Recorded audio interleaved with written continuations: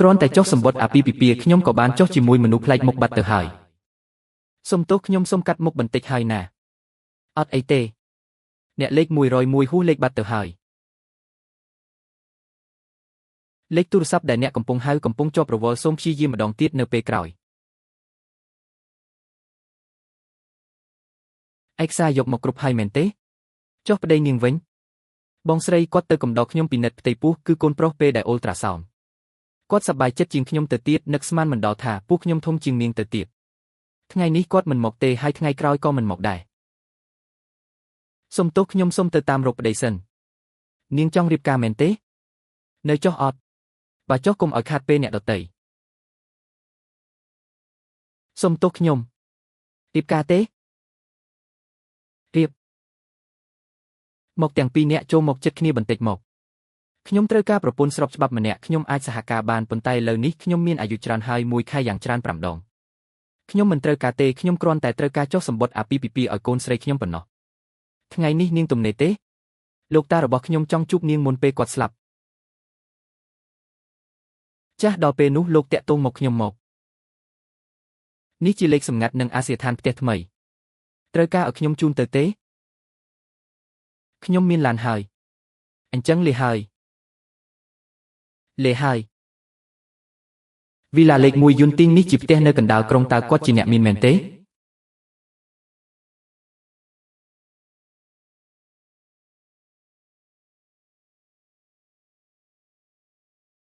្អីគេគឺមិនមែនជាកូនបង្កើតរបស់ឯងទេចុះនាងជាកូនរបស់ឈូស៊ីជាមួយអ្នកណាម៉ាក់កាលនោះដើម្បីអាចបន្តការសិក្សាថ្នាក់បណ្ឌិតខ្ញុំក៏បានលក់យប់ដំបងរបស់ឈូស៊ីនឹកស្មានមិនដល់ថានាងមានផ្ទៃពោះតែម្ដងនាងមិនព្រមយកកូននោះចេញទេដើម្បីឲ្យនាងបន្តរៀនជាមួយខ្ញុំក៏ព្រមទទួលយកនាងបើអញ្ចឹងមែនពេលដែលឯងបែកគ្នាជាមួយឈូស៊ីគឺក៏មិនបាច់យកមកដែរឯងពេលណាទៅចុះសម្បត្តិអាពាហ៍ពិពាហ៍ជាមួយស៊ីវលីខ្ញុំមិនចង់បានចៅប្រុសធំរបស់អ្នកទេកាត់មកគ្មានសម្បត្តិកំណើតទេម៉ែកុំបារម្ភអីឥឡូវនេះប្លង់ដីមានឈ្មោះខ្ញុំនិងលីនឈូស៊ីទាំងពីរនាក់យ៉ាងហោចណាស់ក៏ត្រូវបោកនាងឲ្យលក់ផ្ទះសិនដែរយើងចែកលុយគ្នារួចហើយចាំយើងមិនចម្លែកទេដែលចេះតែពន្យាពេលមិនព្រមចុះសម្បត្តិអាពាហ៍ពិពាហ៍ជាមួយខ្ញុំដើម្បីធ្វើសម្បត្តិកំណើតឲ្យខឺអេឈូស៊ីអូនមកវិញហើយមិនក៏ឲ្យខឺញ៉ាំរបស់គ្មានជីវជាតិអញ្ចឹងខ្ញុំមិនបានទិញបង្គាប៉ុន្មានប្រអប់តាមអនឡាញឲ្យកូនទេអីគឺនាងចង់ញ៉ាំខ្លួនឯងទេខាត់ក៏មិនស្ដាប់ដែរប្អូនជីដូនមួយអូនស៊ីវលីមិនមែនមកលេងថ្ងៃនេះទេអីនាងឃើញបង្គានៅក្នុងទូទឹកក៏ឃ្លានម៉ែក៏ស្ងោឲ្យនាងទៅខ្ញុំដឹងថាអូនមិនប្រកាន់ទេមែនទេគឺទៅជាមួយម៉ាក់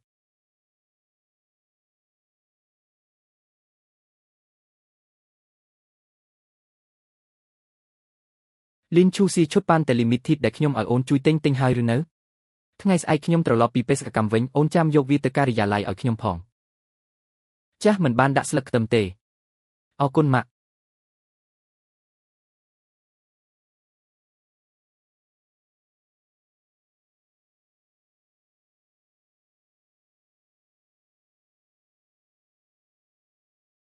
ហ្វាងយ៉ានតើអ្នកបានឃើញឈុតប៉ាន់តែថ្មីដែលខ្ញុំទើបតែទិញទេអូកូនស្រីខ្ញុំចូលចិត្តផ្ទះនាងកំពុងតែខ្វះឈុតប៉ាន់តែស្អាតមួយឈុតល្មមខ្ញុំយកទៅឲ្យកូនស្រីខ្ញុំប្រើហើយកូនស្រីអ្នកចូលចិត្តឲ្យកូនស្រីអ្នកទៅទិញខ្លួនឯងទៅកុំចេះតែយករបស់ដែលខ្ញុំទិញមិនបានថាកូនស្រីខ្ញុំតែងតែយករបស់ដែលនាងទិញរបស់ដែលនាងទិញមិនមែនជារបស់ខ្ញុំទេអីខ្ញុំយកទៅឲ្យកូនស្រីខ្ញុំប្រើមានបញ្ហាអីឆ្លោះគ្នាអីហ្នឹងមិនមែនគ្រាន់តែជាឈុតប៉ាន់តែចាស់មួយទេអីឡូឡារំខានដល់ខ្ញុំសរសេរសារណាហើយដឹងទេមិនមែនទេអ្នកមិនមែនតែងតែនិយាយថាគ្រូទីប្រឹក្សារបស់អ្នករារាំងសារណារបស់អ្នកមិនឲ្យអ្នករៀនចប់ទេអីដូច្នេះខ្ញុំក៏ចំណាយលុយយ៉ាងច្រើនទៅទិញឈុតប៉ាន់តែលំដាប់ខ្ពស់ limited នេះដោយគិតថាគ្រូទីប្រឹក្សារបស់អ្នកប្រកាសជាចូលចិត្តមិនប្រាប់ឲ្យលឿនម៉ែថ្ងៃស្អែកម៉ែប្រញាប់ទៅផ្ទះបងស្រីខ្ញុំយកឈុតប៉ាន់តែនោះមកវិញមកមិនមែនគ្រាន់តែជាឈុតប៉ាន់តែចាស់មួយទេអីឯងឲ្យឈូសៀទិញមួយឈុតទៀតឲ្យឯងទៅមិនចប់បាត់ទៅហើយរបស់ដែលឲ្យគេហើយទៀរមកវិញខ្មាស់គេស្លាប់ហើយមិនមែនទេឈុតប៉ាន់តែនោះជា mode limited តាមម៉ែឲ្យឈូសៀទៅរកទិញនៅណាទៀតខ្ញុំមិនខ្វល់ពី mode limited អីទេយ៉ាងណាក៏ដោយខ្ញុំនឹងមិនទៅទារវាពីបងស្រីឯងវិញទេខ្ញុំប្រាប់អ្នកណាអ្នកត្រូវតែទៅទារឈុតប៉ាន់តែនោះពីបងស្រីខ្ញុំមកវិញបើវាប៉ះពាល់ដល់ការរៀនចប់របស់ខ្ញុំអ្នកនឹងបងស្រីខ្ញុំព្រមទាំងបងថ្លៃខ្ញុំត្រឡប់ទៅរស់នៅក្រីក្រនៅស្រុកកំណើតវិញទៅកុំមកស្រណុកសុកស្រួលនៅទីនេះអេ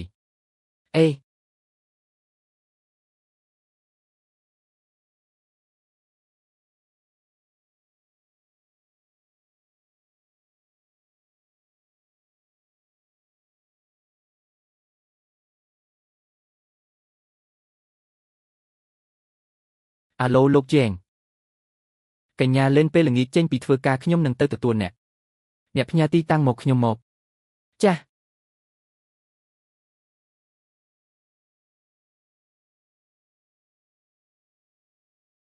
ជីឆៃម្សិលមិញក្មួយចុះសម្បត្តិអាពីពីពីហើយមែនទេក្មួយនឹងបេឆេនកូនធំប៉ុណ្ណឹងទៅហើយនៅមិនទាន់ចុះសម្បត្តិអាពីពីពីទៀតមីងនៅស្រុកកំណើតខ្មាស់គេចង់ងាប់ទៅហើយយ៉ាងណាក៏ដោយជាមួយអ្នកណាក៏ដូចតែគ្នាដែរចុះសម្បត្តិអាពីពីពីរួចហើយអូអញ្ចឹងល្អហើយមីងតូចរបស់ក្មួយថ្ងៃណាក៏និយាយនៅមុខមីងថាក្មួយមានផ្ទៃពោះមុនរៀបការដែរពេលនេះមីងអាចស្ងប់ចិត្តបានហើយ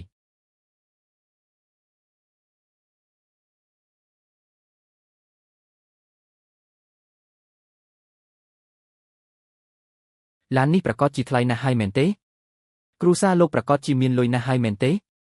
អត់ទេជារបស់មួយទឹកទេចុះខ្ញុំស្លៀកឈុតនេះមិនអីទេពួកយើងទៅទិញឥឡូវនេះ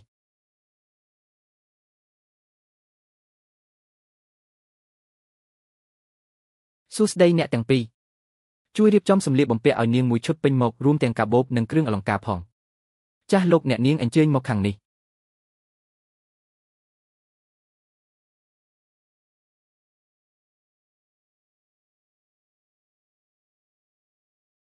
សួស្តីអាចជួយរូបខ្សែរ៉ូតឲ្យខ្ញុំបន្តិចបានទេ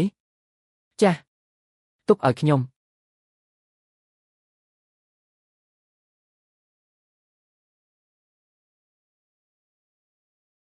រោគមួយនេះស័ក្តិសមនឹងអ្នកណាស់គិតលុយតាមកាត់ទៅលោកជេងអញ្ជើញមកខាងនេះកាតរបស់លោកសូមស្វាគមន៍សម្រាប់ការមកកាន់ទីនេះលើកក្រោយ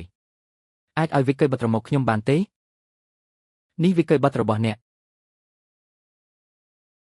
ស្មើនឹងប្រាក់ខែខ្ញុំកន្លះឆ្នាំហើយ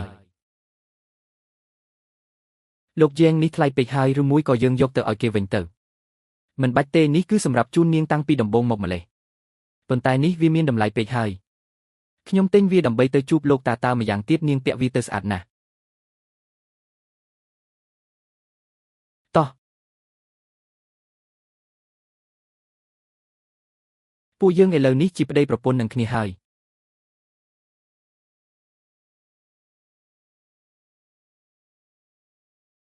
លោកតាខ្ញុំនាំប្រពន្ធថ្មីថ្មោងរបស់ខ្ញុំមកជួបលោកតានេះគឺលេងឈឺជាប្រពន្ធថ្មីថ្មោងរបស់ខ្ញុំសម្បត្តិអាពីពីពីសម្បត្តិអាពីពីពីលោកតាមើលចុះមិនមែនជារបស់ខ្លែងខ្លាយទេល្អចៅត្រូវមើលថែឆាជាឲ្យបានល្អនេះគឺលោកតាមានប្រសាសន៍ថានេះគឺជាកងដៃកេរដំណែលរបស់ត្រកូលយ៉េងជាកាដូសម្រាប់អ្នកនាង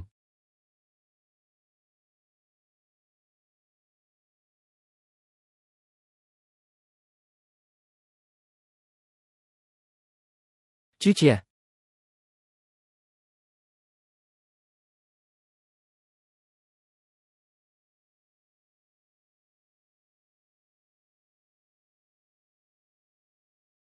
លោកជេងមួយនេះ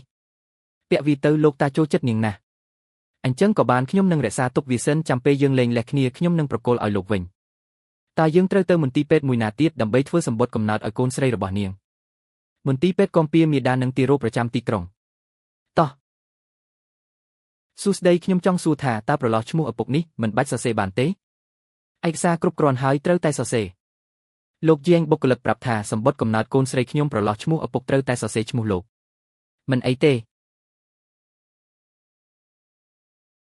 អរគុណហើយលោកជាងរំខានលោកទៀតហើយនេះមិនរំខានទេទីនេះជីសិនទៅចុះនៅមានរឿងផ្សេងទៀតលោកជាងអរគុណលោកហើយជម្រាបលាវ៉ាអ្នកដែលជូនកូនប្រសាគ្រួសារសូមមកវិញជានរណាជិះឡានល្អយ៉ាងនេះអស្ចារ្យណាស់លេងជឿជាឆាប់ប្រាប់មកអ្នកដែលជូននាងមកវិញជានរណាមិត្តរួមការងារប៉ុណ្ណោះក្រុមហ៊ុននាងមានមិត្តរួមការងារស្រីច្រើនណាស់គេមិនជូនមិនក៏ជូននាងមិនមែនដោយសាររវល់គម្រោងក្រុមហ៊ុនទើបថែមម៉ោងដល់ឥឡូវទេបានប្រាក់រង្វាន់គម្រោងក្រុមហ៊ុនទើបអាចឲ្យប៊ីចិនបង់ថ្លៃអាកាសបានអូខេម៉ាក់កុំសង្ស័យអីគេគ្រាន់តែជាមិត្តរួមការងារជូននាងមកវិញប៉ុណ្ណោះសង្ឃឹមថាខ្ញុំគិតច្រើនទៅចុះម៉ាក់ប៊ីចិនខ្ញុំមានរឿងចង់ពិភាក្សាជាមួយអ្នករឿងអីខ្ញុំចង់លក់ផ្ទះដែលយើងកំពុងនៅនេះលក់នាងលក់ផ្ទះធ្វើអីនឹងហើយនាងលក់ផ្ទះធ្វើអីផ្ ផ្ទះដែលយើងកំពុងនៅនេះចិត្តនេះគ្មានសាលារៀនទេគីកធំឡើងត្រូវចូលសាលាល្អយើងត្រូវទៅទីក្រុងទិញផ្ទះតំបន់សាលារៀនមួយអូរឿងនេះខ្ញុំគិតសិនខ្ញុំគិតអញ្ចេះបើទិញផ្ទះថ្មីដាក់ឈ្មោះលោកខ្ញុំនឹងគីកដាក់ឈ្មោះក្នុងសៀវភៅគ្រួសារលោកអញ្ចឹងគីកអាចចូលសាលាល្អបានអូដាក់ឈ្មោះខ្ញុំហាំអូខេខ្ញុំយល់ព្រមអញ្ចឹងថ្ងៃដែលខ្ញុំលក់ផ្ទះលោកមកស៊ីញ៉េផងអូខេកូនមិនក៏កូនយល់ព្រមលឿនម្លេះម៉ាក់កុំបារម្ភអីលេងជឿជានាងស្មោះត្រង់នឹងខ្ញុំណាស់មិនរៀបការជាមួយអ្នកផ្សេងទេម៉ាក់ឯងមិនឃើញក្នុងភ្នែកនាងទេអីកុំសង្ស័យផ្ដេសផ្ដាស់ទៀត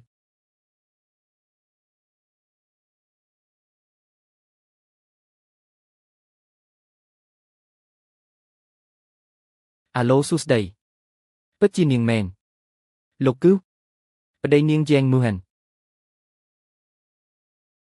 មិនក៏លោកតាក់ទងខ្ញុំពីទីនេះខ្ញុំចាប់អារម្មណ៍ផ្ទះនាងណាស់នាងពេលណាទំនេរយើងចុះកិច្ចសន្យាទៅលោកពិតជាពេញចិត្តផ្ទះមួយនេះមែនទេទីតាំងផ្ទះនេះមិនសូវល្អទេថ្មីនេះខ្ញុំមានគម្រោងរកស៊ីខ្លួនឯងចង់ទិញផ្ទះមួយទឹកធ្វើជាកន្លែងធ្វើការចុះខ្ញុំអាចពឹងលោកមួយរឿងបានទេគឺពេលចុះកិច្ចសន្យាអាចធ្វើពុតជាមិនស្គាល់ខ្ញុំបានទេប្រកាសជាបានចឹងខ្ញុំផ្ញើអាសយដ្ឋាននិងពេលវេលាទៅឲ្យលោកវ៉ាជូសៀកាម៉ងម្ហូបច្រើនម្លេះសុទ្ធតែជារបស់ដែលបងចូលចិត្តញ៉ាំបងញ៉ាំសិនចុះអូនណាត់គេម៉ោង1អូបងគិតថានឹងទិញផ្ទះនៅជិតសាលាកណ្ដាលក្រុងចាំកូនរៀនចប់ចាំលក់ផ្ទះនោះក្នុងតម្លៃថ្លៃផ្ទះនៅជិតសាលាកណ្ដាលក្រុងមិនរៀងថ្លៃបន្តិចទេអីទិញទំហំប្រហែល80ម៉ែត្រការ៉េបន្ទប់គេង2បងលុយរំលោះមុនគឺល្មមអូខេ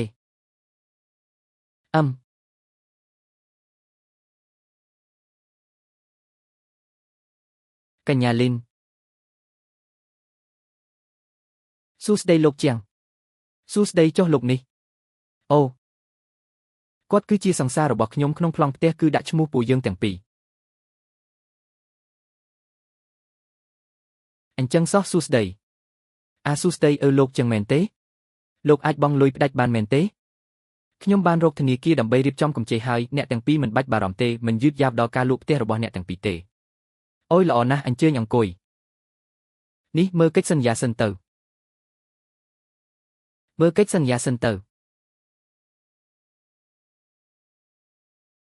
គ្មានបញ្ហាទេលេខកាតធនាគារនេះដាក់ឈ្មោះបងទៅល្អទេពេលឈិនបងមិនមែនថាមួយរយៈនេះរវល់រឿងសាណាបញ្ចប់ការសិក្សាទេអីនីតិវិធីបន្ទាប់បងមានពេលរត់ការទេគឺអញ្ចេះកាតធនាគារនេះដាក់ឈ្មោះអ្នកណានីតិវិធីបន្ទាប់គឺអ្នកនោះត្រូវទៅរៀបចំនីតិវិធីបន្ទាប់មានរឿងអីទៀតសម្រាប់អ្នកទាំងពីរត្រូវបង់ប្រាក់កម្ចីដែលនៅសល់ឲ្យអស់សិនបន្ទាប់មកទៅបង់ពន្ធនិយាយរួមគឺរៀងស្មុគស្មាញបន្តិចនៅត្រូវបង់ប្រាក់កម្ចីដែលនៅសល់ឲ្យអស់ទៀតអញ្ចឹងទៅចុះពេលឈិនអូនទៅរត់ការនីតិវិធីសិនបងទៅមើលផ្ទះចាំបងមើលផ្ទះរួចអូនក៏រត់ការនីតិវិធីរួចរាល់ដែរចាំលុយធ្លាក់មកយើងទិញផ្ទះថ្មីភ្លាមអញ្ចឹងក៏បានអញ្ចឹងដាក់លេខកាតធនាគារអូនទៅអូខេ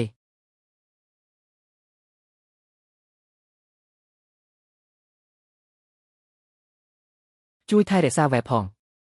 ខ្ញុំមានការរវល់ខ្ញុំទៅសិនហើយចាស់លេហើយធ្វើដំណើរឲ្យស្រួលបួលបាទបាយឆេនចុះមនុស្សវិញមិនក៏មិនទាន់មកទៀតឈូសៀគ្រូរបស់ខ្ញុំឲ្យខ្ញុំកែនិខេបបត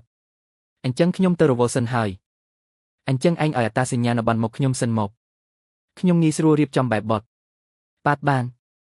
បាយ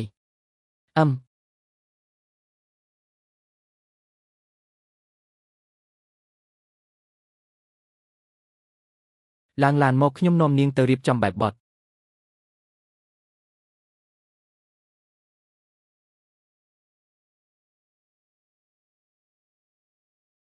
បងស្រីនាងចាញ់ហើយអ្នកដែលគេស្រឡាញ់ទៅជាជនទី3យានទីងហ្វូលេខ1ដឹងទេប៉ៃឆេននិយាយថាគេចង់ទិញផ្ទះនៅក្បែរសាលាឲ្យកូនខ្ញុំហើយរៀបការនៅទីនេះតែម្ដងថ្ងៃនេះអរគុណលោកហើយនេះជាកិច្ចសន្យារៀបការដែលយើងបាននិយាយគ្នាពីមុននាងមើលសិនទៅបើគ្មានបញ្ហាទេចុះហត្ថលេខាទៅ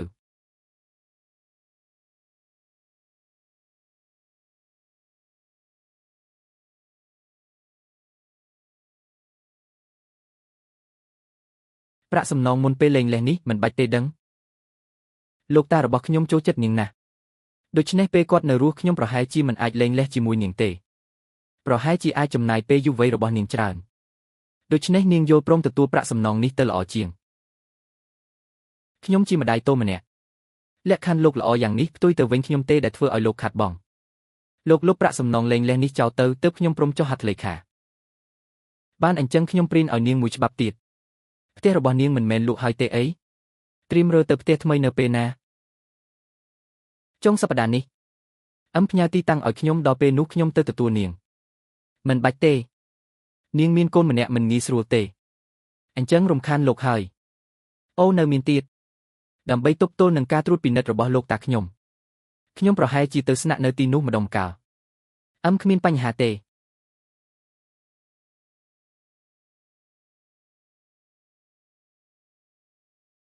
ឈូស៊ីផ្ទះដែលពួកយើងត្រូវស្នាក់នៅនាងជួលបានហើយឬនៅធ្វើរួចហើយថ្ងៃស្អែកអាចរើទៅបានហើយសោមែនហើយរឿងលុយថ្លៃផ្ទះបើមិនអញ្ចឹងទេឯងវាចូលកាត់ខ្ញុំផ្ទាល់មកផ្ទះនឹងខ្ញុំមើលរួចហើយចាំបាច់បង់លុយអីទៀតលើកនេះខ្ញុំជាអ្នកសងជំនួសឯងមើលប៉ុន្មានឆ្នាំនេះឯងក៏ហត់នឿយដែរការផ្ទេរប្រាក់ចំនួនធំនៅធនាគារខ្ញុំបានណាត់ទុកមុនរួចហើយបើផ្ទេរឆ្លងធនាគារគឺត្រូវការណាត់ទុកមុនព្រឹកស្អែកខ្ញុំនឹងវេលលុយថ្លៃផ្ទះទៅឲ្យឯង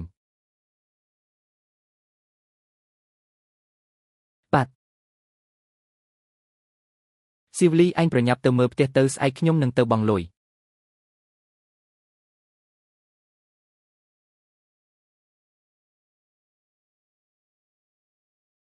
ហ្វាំងអ៊ីអេវ៉ាន់នៅលើឡានច្រើនពេកអង្គុយលេងកាត់ហើយខ្ញុំជិះឡានក្រុងទៅចុះក៏បានដែរលឿនឡើង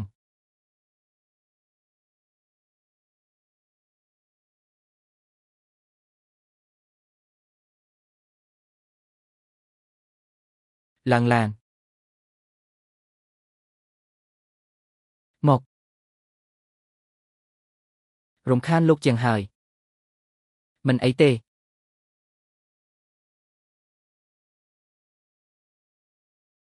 ម៉ាក់ឡានរបស់ប៉ា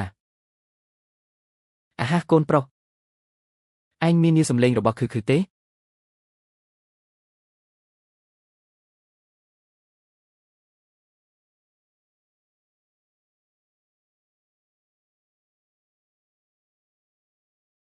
ម៉ាក់ដឹងទេថាឡាននឹងតម្លៃប៉ុន្មានយ៉ាងហោចណាស់ក៏ខ្ទង់នេះដែរខ្ទង់នឹងគឺប៉ុន្មានទៅជាង80,000មែនទេខ្ទង់8ខ្ទង់គឺឡាន Limited Edition តម្លៃជាង10លានមនុស្សស្រីដែលមិនស្គាល់តម្លៃខ្លួនដូចជាលីនឈូស៊ីជាតិក្រោយក៏មិនអាចតង់ឡានបែបនេះបានដែរនឹងហើយគឺនៅទីនេះហើយ508មិនខុសទេកូនប្រុសឆាប់បើកទ្វារទៅត្រជាក់ចង់ងាប់ហើយ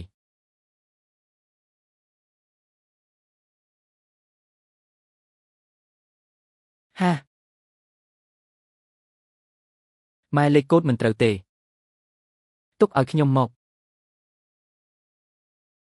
អីយ៉ាតាមពិតឯងមកដល់យូរហើយក៏មិនព្រមចុះមកយកអីវ៉ាន់ឯងជានរណាគេហ្នឹងពួកឯងមកលួចមើលអីនៅមុខផ្ទះខ្ញុំហ្នឹងខ្ញុំឲ្យសន្តិសុខហើយនៅមិនទាន់ចេញទៅទៀតផ្ទះឯងនេះជាផ្ទះឯងប្រញាប់ចេញទៅមើលស្អីអីវ៉ាន់ខ្ញុំម៉ែពួកយើងត្រូវលេងឈីជាបោកហើយគីកនេះគឺជាផ្ទះថ្មីរបស់យើងហើយ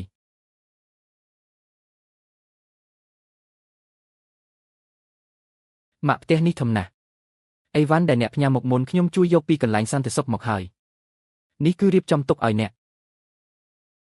គីកនេះជារបស់ក្មួយមកពូជួយពាក់ឲ្យណា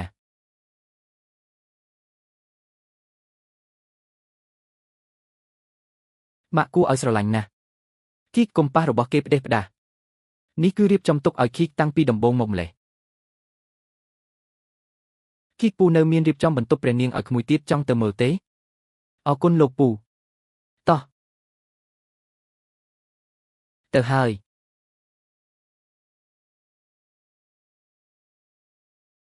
វ៉ា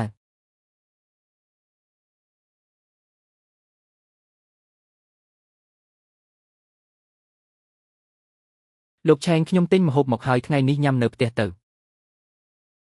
បាទ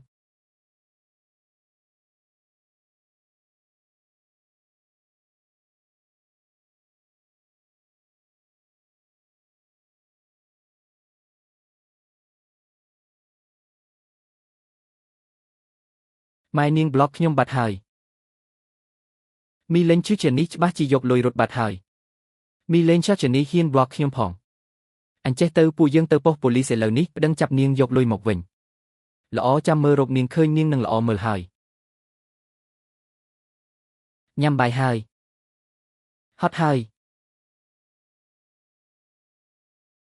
គឺការរត់ល្អចំពោះសុខភាពមិនអាចមិនញ៉ាំទេណាប៉ុន្តែការរត់ឆ្អិនមានក្លិនប្លែកណាស់លោកពូជាងក៏មិនញ៉ាំការរត់ដែរសុំទោសណាខ្ញុំពិតជាមិនចូលចិត្តការរត់ឆ្អិនមែនប៉ុន្តែម៉ាក់ក្មួយនិយាយត្រូវញ៉ាំការរត់ឲ្យបានច្រើនល្អសម្រាប់ភ្នែក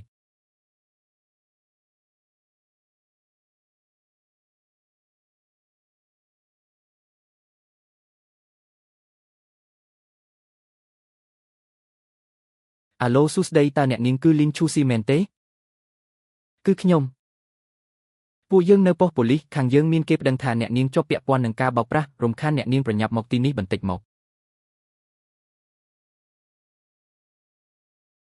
គឺម៉ាក់ចេញទៅដោះស្រាយរឿងបន្តិចកូននៅផ្ទះត្រូវស្ដាប់បង្គាប់ណា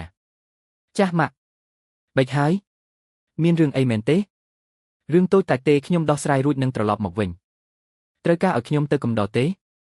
មិនបាច់ទេខ្ញុំទៅខ្លួនឯងបានអូខេមានរឿងអីទៅមកខ្ញុំគ្រប់ពេលចាស់សមិទ្ធប៉ូលីសគឺស្រីម្នាក់នេះហើយបោកខ្ញុំលក់ផ្ទះហើយយកលុយរត់បងជីដូនមួយបងពិតជាពូកែមែនធម្មតាធ្វើខ្លួនខ្ពង់ខ្ពស់តាមពិតមានគម្រោងបោកលុយបងពេឈិនតាំងពីយូរមកហើយលីនឈូស៊ីខ្ញុំមើលដឹងតាំងពីយូរហើយថានាងជាមនុស្សមិនចេះស្កប់ស្កល់នាងស៊ីរបស់ផ្ទះយើងផឹករបស់ផ្ទះយើងអីចុងក្រោយសំបីតែផ្ទះក៏ចង់លេបត្របាក់ម្នាក់ឯងដែរមុនសេការនាងត្រូវឆ្កែស៊ីបាត់ហើយអ្នកនាងលីនលោកស៊ូនិយាយថានាងយកឈ្មោះរៀបការមកទិញផ្ទះលក់អចលនទ្រព្យទាំងអស់ហើយយកលុយរត់តើអ្នកនាងមានការបកស្រាយយ៉ាងណាដែរលុយកក់ផ្ទះគឺខ្ញុំជាអ្នកបងលុយបងរំលោះរាល់ខែក៏ខ្ញុំជាអ្នកបងដែរគាត់គ្រាន់តែដាក់ឈ្មោះប៉ុណ្ណោះខ្ញុំមានកំណត់ត្រាផ្ទេរប្រាក់នាងភូតសមិទ្ធប៉ូលីសផ្ទះនោះគឺជាផ្ទះរៀបការរបស់យើងទាំងពីរនាងនៅជាមួយខ្ញុំដើម្បីតែបោកលុយខ្ញុំប៉ុណ្ណោះមែនហើយសមិទ្ធប៉ូលីសអ្នកទាំងអស់គ្នាកុំចាញ់បោកនាងឲ្យសោះនាងពូកែធ្វើខ្លួនគួរឲ្យអាណិតណាស់សមិទ្ធប៉ូលីសឲ្យថ្ងៃនេះលោកត្រូវតែរកយុត្តិធម៌ឲ្យខ្ញុំហើយលីនឈូស៊ីម្នាក់នេះកាលពីមុនតាមតោងទៀមទាចង់បានកូនប្រុសខ្ញុំចិត្តល្អក៏ទទួលយកនាងឥឡូវកូនប្រុសខ្ញុំទម្រាំតែបានងើបមុខងើបមាត់រៀនចប់បណ្ឌិតមានអនាគតនាងបែរជាយកលុយហើយចង់រត់តើនៅមានច្បាប់ទម្លាប់ទេលោកមើលចុះអ្នកនាងលីនអ្នកនាងនិយាយថាផ្ទះនោះអ្នកនាងទិញខ្លួនឯងចុះអ្នកនាងមានភស្តុតាងទេខ្ញុំទូរស័ព្ទខ្ញុំនេះគឺជាកំណត់ត្រាផ្ទេរប្រាក់ប៉ុន្តែកិច្ចសន្យាទិញផ្ទះនិងបណ្ណកម្មសិទ្ធិផ្ទះនៅផ្ទះខ្ញុំភ្លេចយកមកហើយភ្លេចយកមកខ្ញុំឃើញថានាងគ្មានភស្តុតាងសោះប្អូនស្រីឯងកុំចេះតែប្រឌិតរឿងពេកគ្មានភស្តុតាងហ៊ានមកប៉ុស្តិ៍ប៉ូលីសយកមិនចេញទេគឺគ្មាននឹងឯងសមិទ្ធប៉ូលីសប្រញាប់ចាប់នាងទៅចាប់នាងដាក់គុកទៅអ្នកស្រីលីនបើអ្នកមិនអាចយកភស្តុតាងមកបញ្ជាក់ទេយើងនឹងចាត់ការតាមកំណត់ត្រាប់ដឹងរបស់លោកស៊ូអ្នកប្រហែលជាត្រូវនៅទីនេះសិនដើម្បីសហការស៊ើបអង្កេតសមិទ្ធប៉ូលីសមើលចុះសមិទ្ធប៉ូលីសនាងភ័យហើយនាងកំពុងតែពន្យាពេលស្រីម្នាក់នេះខ្ញុំស្គាល់ច្បាស់ណាស់និយាយកុហកគ្មានការពិតមួយម៉ាត់ប្អូនស្រីឯងសងលុយមកឲ្យពេឈិនវិញទៅឃើញដល់ឯងធ្លាប់មើលថែខ្ញុំពីមុនយើងនឹងមិនប្តឹងផ្ដោតទៀតទេនិយាយជាមួយនាងធ្វើអីមនុស្សភ្នែកស្បែបនេះត្រូវតែឲ្យនាងរងទុក្ខខ្លះឈ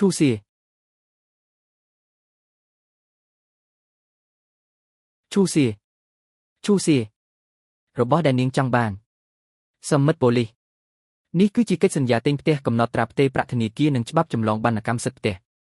អាចបញ្ជាក់ថាផ្ទះនេះជាទ្រព្យសម្បត្តិផ្ទាល់ខ្លួនរបស់នាងមិនមែនទេនេះមិនមែនជាអ្នកទិញផ្ទះខ្ញុំទេអី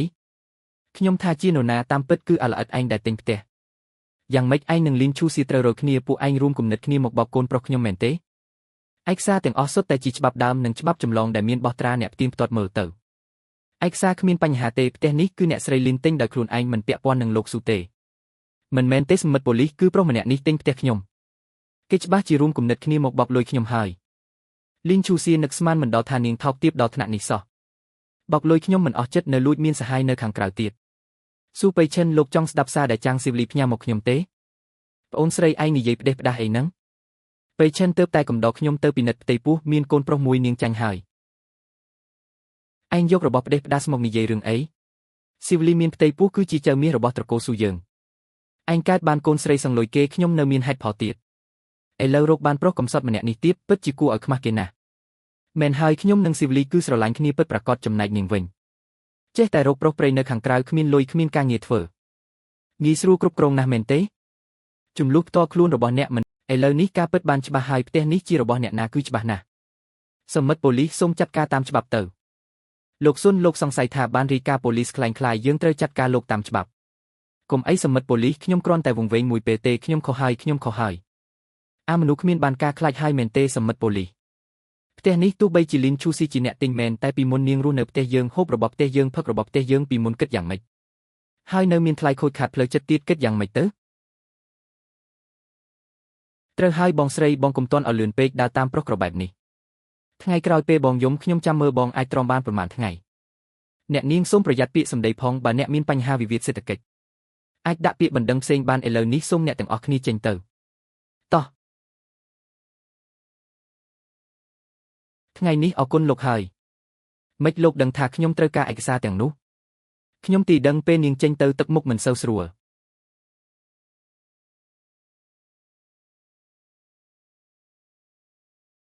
តោះទៅផ្ទះថ្ងៃនេះមកប្រញាប់ពេកមិនបានបើកឡានមកទេនៅត្រូវឲ្យឡានទៀតសំបីតែឡានក៏គ្មានដែរលីនឈូស៊ីពិតជាគ្មានបានការមែនលេងលេះជាមួយឯងបែរជាមករកប្រុសបែបនេះទៅវិញត្រូវហើយឈូស៊ីម៉ាក់ថាវាគ្មានសំណាងទេឯងមើលចុះលេងលេះជាមួយកូនក៏ទៅរកអាថោកទៀតបែបនេះថ្ងៃក្រោយមានពេលឲ្យវាទ្រាំហើយបានហើយម៉ាក់ខឹងជាមួយពួកគេធ្វើអីស៊ីវលីឥឡូវនេះក្នុងពោះមានចៃរបស់ម៉ាក់ហើយដល់ពេលនោះថ្ងៃដ៏មានក្តីសុខរបស់យើងនៅខាងមុខចំណែកលីនឈូសៀនិងអាខ្មោចនោះមិនយូរមិនឆាប់នឹងយំមកអង្វរយើងវិញទេណែកូនប្រុសកូនថាលីនឈូស៊ីដឹងថាគឺមិនមែនជាកូនរបស់កូនទេដឹងបើមិនអញ្ចឹងមិនក៏នាងស្រាប់តែប្រែប្រួលចិត្តដាច់បែបនេះស្អីគេគឺមិនមែនជាកូនរបស់បងពេឆឹងទេនាងនៅហ៊ានទៅលួចមានសហាយនៅខាងក្រៅទៀតខ្ញុំត្រូវតែប្រាប់មីងធំឲ្យមីងធំបង្ខំនាងទារលុយរបស់បងពេឆឹងមកវិញឲ្យអស់នៅតែស៊ីវលីយល់ការតោះទៅធ្វើម្ហូបឆ្ងាញ់ឲ្យចៅធំរបស់ម៉ាក់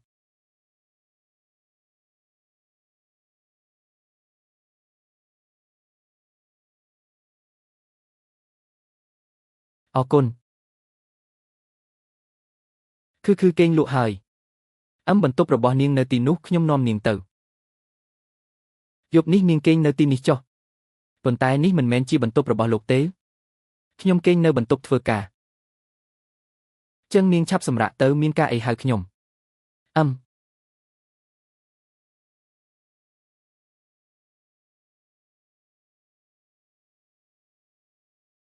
ឬមួយក៏យើងគេងជាមួយគ្នាទៅ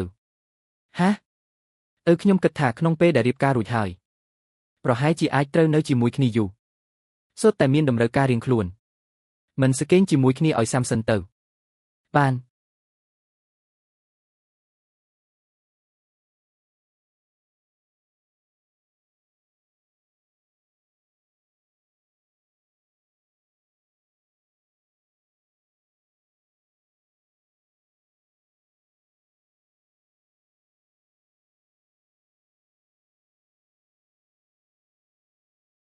យប់នេះម៉ោង8មានប្រជុំមួយបុគ្គលិកទាំងអស់ត្រូវចូលរួមហាបើចឹងខ្ញុំមិនអាចទៅទទួលគឺចេញពីសាលាបានទេឬមួយក៏សួរលោកចាំងសិនអ្នកទាំងអស់គ្នាគម្រោងទិញយកហ៊ួនរួយលើកនេះត្រូវបានបែងចែកជាចម្បងអាឡូលោកចាំងសុំទោសផងតើយប់នេះលោកទំនេរទេមានរឿងអីមែនទេគឺអញ្ចេះយប់នេះខ្ញុំមានប្រជុំភ្លាមមិនអាចចេញទៅណាបានទេចង់រំខានលោកទៅទទួលគឺបន្តិចបានទេបានតើអញ្ចឹងអរគុណលោកខ្លាំងណាស់លោកជាងនៅសាលាមតៃយ៉ាងខ្វាងថ្នាក់ធំទី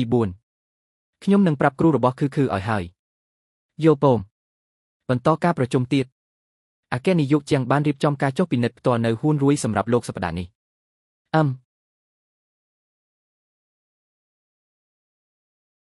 លោកគឺប៉ារបស់គឺមែនទេទើបតែជួបលោកលើកទី1លីហើយគឺខ្ញុំជាមិត្តភក្តិរបស់ម៉ាក់នាងអ្នកក្រវាងនេះគឺលោកពូជាងរបស់ខ្ញុំសុំទោសផងមកពីអ្នកទាំងពីរមុខស្រដៀងគ្នាដែរតោះគឺទៅផ្ទះលីហើយអ្នកក្រវាងលីហើយមុខពិតជាស្រដៀងគ្នាមែនគឺម៉ាក់មកវិញហើយគឺគេងលក់បាត់ហើយ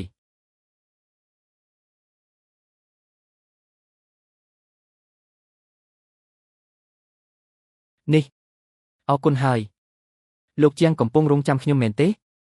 អូគឺបារម្ភដែលអ្នកមកវិញយប់ម្លេះទើបមិនព្រមគេងខ្ញុំក៏ឲ្យគេគេងមុនទៅខ្ញុំជាអ្នកចាំអ្នកសូមទោសផងលោកជាងថ្ងៃនេះខ្ញុំធ្វើការថែម៉ោងរៀងយប់បន្តិចញ៉ាំបាយហើយនៅញ៉ាំបាយដុំមួយហើយគឺប្រាប់ថាឲ្យតែអ្នកធ្វើការថែម៉ោងគឺមិនសូវញ៉ាំបាយទេគេនិយាយមិនខុសមែនអ្នកទៅងូតទឹកសិនទៅខ្ញុំទៅស្ងោរគៀវឲ្យអ្នកមួយចានចាស់ភ្លុកមើលទៅតារសជាតិយ៉ាងម៉េចដែរចាស់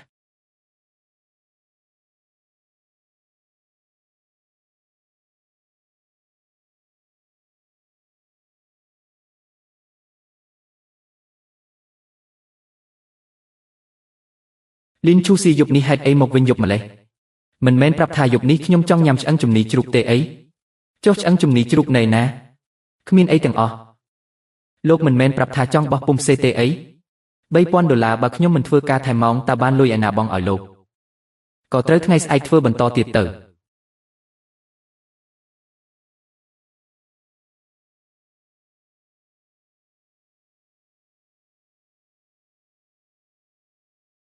រសជាតិឆ្ងាញ់ណាស់ចឹងញ៉ាំឲ្យច្រើនបន្តិចទៅ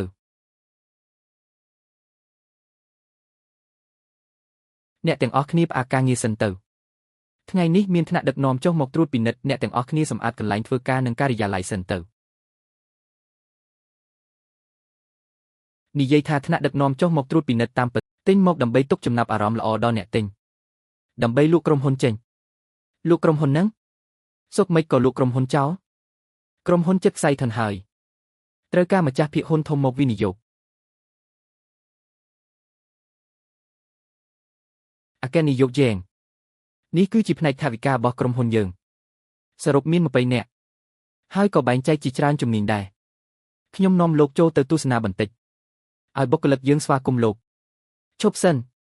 អ្នកដែលមកទិញក្រុមហ៊ុនដូចជាមកដល់ហើយ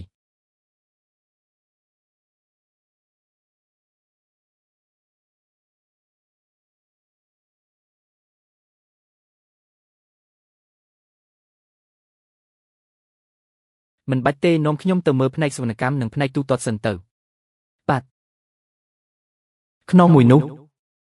មិនក៏ដូចយ៉ែងនោះហ្នឹងម្លេះឥឡូវមើលអ្នកណាក៏ដូចជាគាត់ដែរសុំទោសផងលោកយ៉ែងថ្ងៃនេះខ្ញុំថែម៉ោងនៅក្រុមហ៊ុនរៀងយូរបន្តិច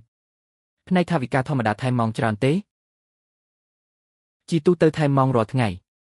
ដោយសារតែអតិថិជនប្រញាប់អញ្ចឹងហើយទើបគ្រប់គ្នាប្រញាប់ធ្វើការងារថវិកាគម្រោងទាំងយប់ក៏ចាត់ទុកជារឿងធម្មតាទៅហើយគ្រប់គ្រងពេលវេលាគម្រោងឲ្យបានសមរម្យមិនអនុញ្ញាតឲ្យបុគ្គលិកថែមម៉ោងទេផ្ដល់ប្រាក់ឧបត្ថម្ភថែមម៉ោង10ដងដល់មិត្តរួមការងារដែលថែមម៉ោងបាទអគ្គនាយកយ៉េងគ្រប់គ្នាស្ដាប់ឲ្យច្បាស់ក្រុមហ៊ុនយើងបដូរថ្នាក់ដឹកនាំថ្មីហើយថ្នាក់ដឹកនាំថ្មីកំណត់ថាថ្ងៃក្រោយមិនអាចថែមម៉ោងនៅក្រុមហ៊ុនទៀតទេថៅកែថ្មីនេះពិតជាចម្លែកមែនថែមម៉ោងនៅតែត្រូវយកទៅធ្វើនៅផ្ទះថ្លៃភ្លើងក៏ត្រូវចេញខ្លួនឯងទៀត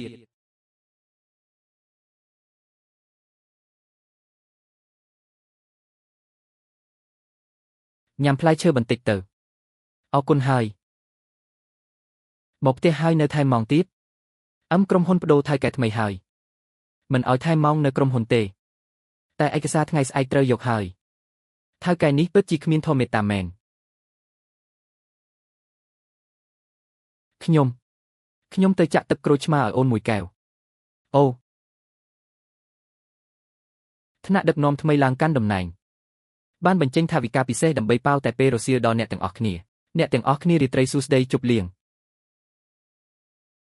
លោកជាងថ្ងៃនេះក្រុមហ៊ុនខ្ញុំមានជប់លៀងប្រហែលជារំខានលោកទៅយកឃីកនៅសាលាមតៃឲ្យហើយ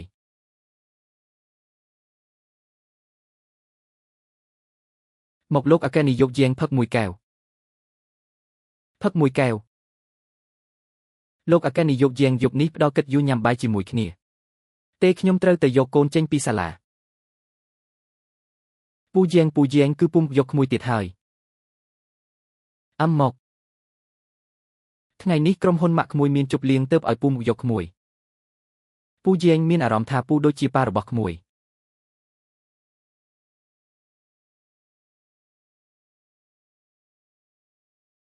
ហេតុអីនិយាយអញ្ចឹងក្មេងផ្សេងទៀតសុទ្ធតែមានប៉ាមកយកប៉ុន្តែប៉ាក្មួយមិនដែលមកម្ដងសោះប៉ុន្តែពូជាងពូមកយកក្មួយរាល់ថ្ងៃហើយថែមទាំងទិញរបស់ឆ្ងាញ់ឲ្យក្មួយផឹកទៀត អញ្ចឹងក្មួយហៅពូថាប៉ាទៅមែនហ៎ប៉ាតោះថ្ងៃនេះអ្នកទាំងអស់គ្នាត្រូវញ៉ាំឲ្យឆ្អែតផឹកឲ្យសប្បាយចិត្តបន្តិចទៅបាទអរគុណប្រធានឈៀវលេងស្នាដៃខែមុនរបស់នាងជាប់ចំណាត់ថ្នាក់លេខ1ទៅថ្ងៃមុខត្រូវបន្តខិតខំទៀតមិនមែនមកពីប្រធានឯងឲ្យគម្រោងល្អទាំងអស់ទៅលេងឈីចេះទេអីប្រធាននេះត្រូវអរគុណការបណ្ដុះបណ្ដាលរបស់លោកសុទ្ធតែមនុស្សធំអស់ហើយផឹកភេសជ្ជៈអីខ្ញុំអាឡែស៊ីជាមួយជាតិអាល់កុលអញ្ចឹងនាងមិនទុកមុខឲ្យខ្ញុំទេ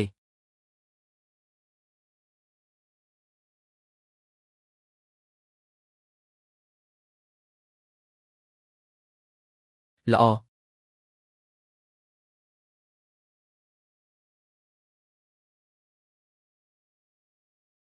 នៅក្នុងសម័យកាលដំបូងនៃអរិយធម៌ក្រិកនិងរ៉ូម៉ាំងប៉ាម៉ាក់នៅមិនទាន់មកវិញទេម៉ាក់ត្រូវរងចាំមួយផ្លែទៀតខិកគេងសិនទៅល្អទេគេងទៅប៉ានៅយាមកូននៅទីនេះឆែកមើលផ្នែកកណេឲ្យក្រុមហ៊ុនហ៊ុនរយថ្ងៃនេះញ៉ាំអីណែណាមិនក៏មិនទាន់ចប់ទៀតជីជានាងមិនអីទេមែនទេមិនអីទេគ្រាន់តែផឹកច្រើនបន្តិចខ្ញុំទៅលាងមុខសិនហា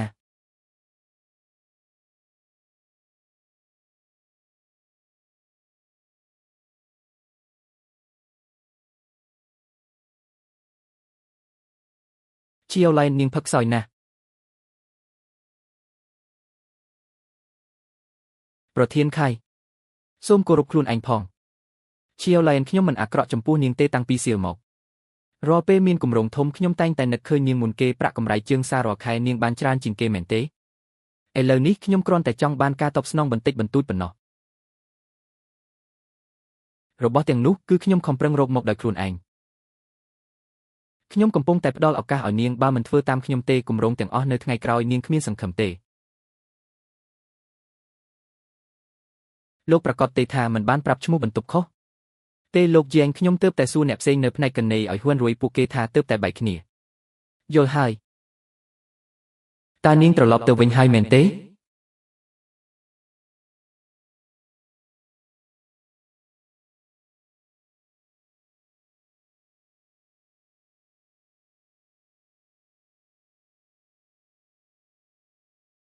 ធ្វើរឿងបែបនេះនៅក្នុងបន្ទប់ទឹកមិនខ្លាចចុកខ្វក់ទេក្រុមហ៊ុនធំគឺសម្បូររឿងអាស្រូវបែបនេះណាស់ឬថាម្នាក់ជាប្រធានផ្នែកម្នាក់ទៀតជាបុគ្គលិកនរណាដឹងថាកិច្ចសន្យាបានមកដោយរបៀបណាខ្ញុំហៅថានាងនិងប្តីរបស់នាងកំពុងតែមានបញ្ហានឹងគ្នាល្អណាស់ប្រពន្ធខ្ញុំក៏ចិត្តលេងលេះជាមួយខ្ញុំដែរហាលេងខ្ញុំទៅកុំរើ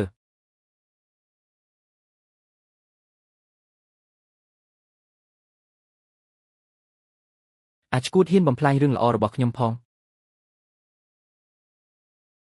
ហាលោកអគ្គនាយកយាងមិនក៏លោកមកទីនេះជួយខ្ញុំផងខ្ញុំនាំនាងទៅវិញលោកអគ្គនាយកខោសុំទោសផងខ្ញុំមិនដឹងថានាងជារបស់លោកទេ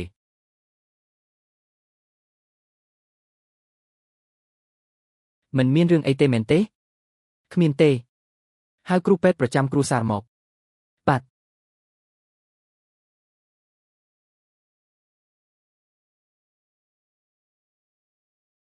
លេងជាគ្រូពេទ្យប្រចាំគ្រួសារចិត្តមកដល់ហើយ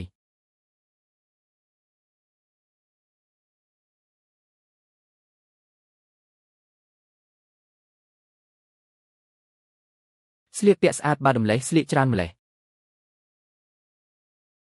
ខ្ញុំជួយដោះវាចេញជាចេញទៅក្រៅ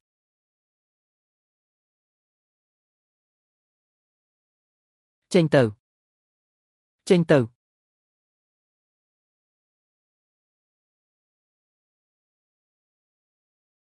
លេងជានាងស្រវឹងហើយអារម្មណ៍មួយនេះមិនក៏ធ្លាប់ស្គាល់ម្លេះលោកអគ្គនាយកយាងគ្រូពេទ្យប្រចាំគ្រួសារមកដល់ហើយឲ្យគាត់ចូលមក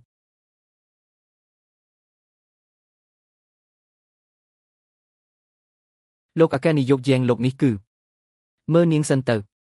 បាទលោកអគ្គនាយកយាងកញ្ញាម្នាក់នេះមិនមានបញ្ហាអ្វីធំដុំទេគឺគ្រាន់តែស្រវឹងប៉ុណ្ណោះ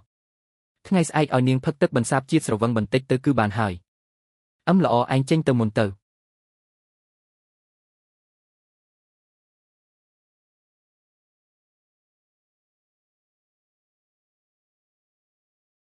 អរគុណប៉ាអរគុណលោកពូ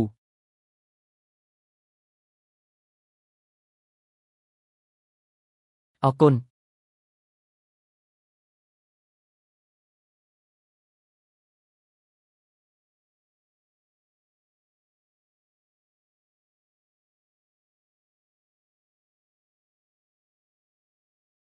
លោកជែង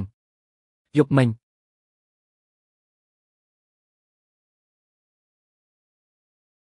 អរគុណឃីក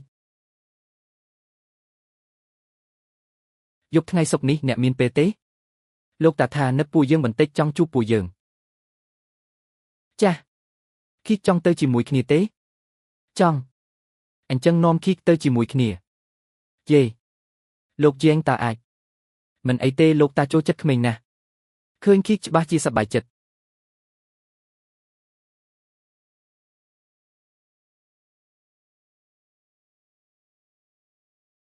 ជឿជាឯងដឹងទេប្រធានខេត្តត្រូវគេបញ្ឈប់ពីការងារហើយបញ្ឈប់ពីការងារមែនហើយយល់ថាគេជូនដំណឹងកាលពីយប់មិញហាក់ដូចជាដោយសារតែធ្វើឲ្យថៅកែថ្មីខឹងអ្នកទាំងអស់គ្នាប្រមូលផ្ដុំឥឡូវនេះតំណែងប្រធានផ្នែកថាវិការកំពុងទំនេរអ្នកទាំងអស់គ្នាអាចចូលឈ្មោះបោះឆ្នោតជ្រើសរើសប្រធានផ្នែកថាវិការបានឲ្យតែជាប់ឆ្នោតប្រាក់ខែគោនឹងកើនឡើងទ្វេដងអ្នកដែលចង់ចូលឈ្មោះអាចមកយកទម្រង់បែបបទពីខ្ញុំបានខ្ញុំចង់ចូលរួមចូលឈ្មោះ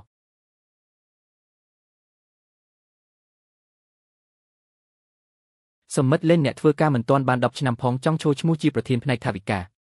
ក្រុមហ៊ុនមិនបានកំណត់អាយុការងារទេហេតុអីខ្ញុំមិនអាចចូលឈ្មោះបានអ្នកមិនស្គាល់ខ្លួនឯងសោះបុគ្គលិកចាស់ក្នុងផ្នែកយើងមានពាក់កណ្ដាលទៅហើយមិននឹងអាចជ្រើសរើសអ្នកជាប្រធានបានចុះបើខ្ញុំជាប់ឆ្នោតដោយសមត្ថភាពខ្លួនឯងវិញពិតជាមិនស្គាល់កម្លាំងខ្លួនឯងមែន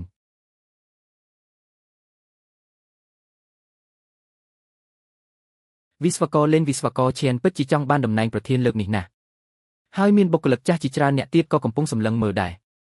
អ្នកកុំទៅពាក់ព័ន្ធនឹងរឿងនេះអី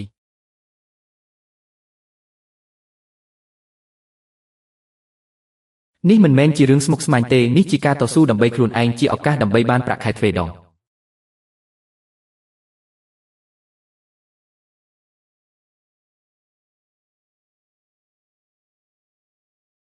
ិយាយថាអ្នកដែលចូលរួមប្រកួតប្រជែងលើកនេះមានតែវិស្វករលេនម្នាក់គត់ដែលជាស្រីហើយបទពិសោធន៍ក៏តិចជាងគេ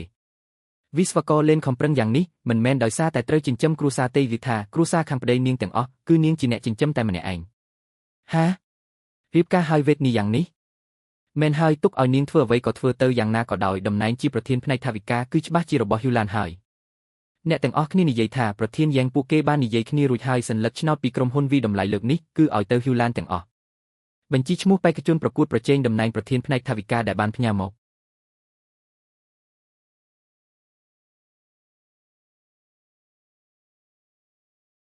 ការប្រកួតប្រជែងតំណែងប្រធានផ្នែកថាវិការលើកនេះខ្ញុំចង់ដឹងពីដំណើរការទាំងមូលអគ្គនាយកយាងនេះគ្រាន់តែជាការជ្រើសរើសប្រធានផ្នែកតូចមួយនៃក្រុមហ៊ុនវីតម្លៃតូចមួយដែលយើងបានវិនិយោគប៉ុណ្ណោះលោកមិនចាំបាច់ទៅស្ដាប់ដោយផ្ទាល់ទេអគ្គនាយកយាងតាមពិតលោកស្រីក៏ចូលរួមក្នុងការជ្រើសរើសលើកនេះដែរ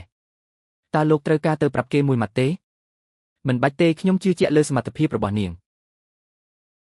មែនហើយខាងផ្នែកថាវិការរបស់ហ៊ុនរុយប្រធានយ៉ាងចង់សម្រេចយកឆៃយ៉ងតែម្ដងការប្រកួតប្រជែងមិនទាន់ចាប់ផ្ដើមផងក៏ប្រញាប់ដាក់មនុស្សចូលយ៉ាងនេះបាទជូនដំណឹងទៅត្រូវតែធានាឲ្យបាននូវភាពយុត្តិធម៌និងត្រឹមត្រូវបាទ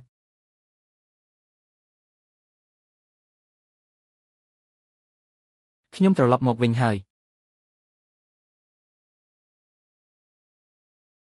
លោកពូលោកត្រឡប់មកវិញហើយត្រឡប់មកវិញហើយលោកជាងហេតុអ្វីបានជាលោកយូថងច្រើនយ៉ាងនេះត្រឡប់មកវិញសុទ្ធតែជាលោកតារបស់ខ្ញុំរៀបចំឲ្យប៉ុន្តែនេះវាមិនហួសហេតុពេកទេមិនមែនជួបតែម្ដងនេះឯណា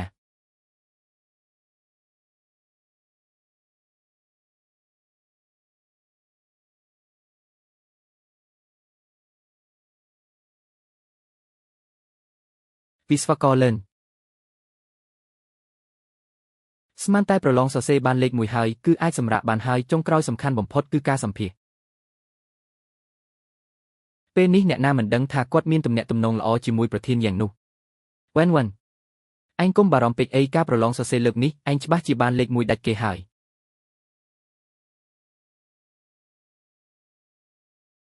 នៅតែអាល្អិតឆែនយ៉ងនេះដែលដឹងការ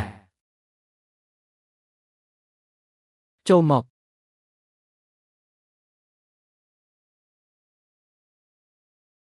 ប្រធានខ្ញុំចង់និយាយជាមួយលោក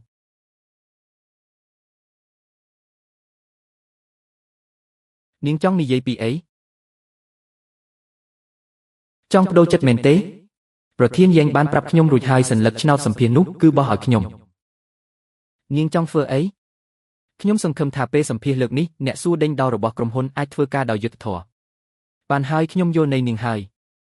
អញ្ចឹងអរគុណប្រធានហើយនាងអាចចេញទៅបានហើយអញ្ចឹងអរគុណប្រធានហើយ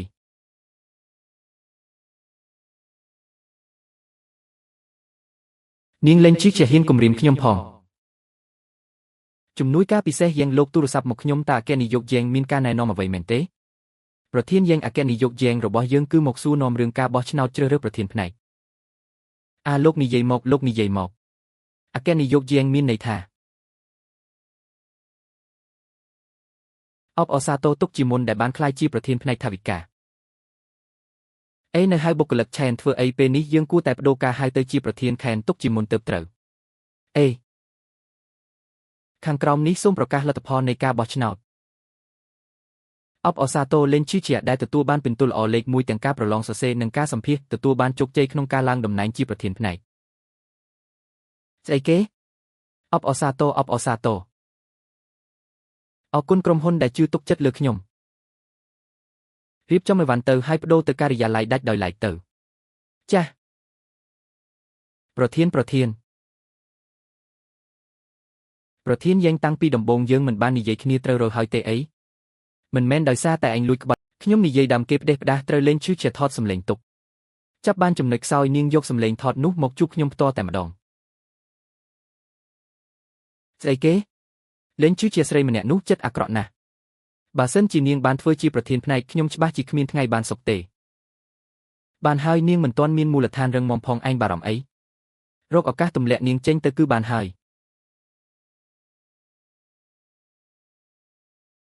លោកអគ្គនាយកតើលោកមានន័យថាម៉េចសម្លេងថតដែលនៅក្នុងដៃនាងនោះសម្រាប់ខ្ញុំគឺដូចជាគ្រាប់បែកកំណត់ម៉ោងអញ្ចឹងយប់នេះចេញពីធ្វើការខ្ញុំទៅទទួលខីក្សិនរួចចាំមកទទួលអូន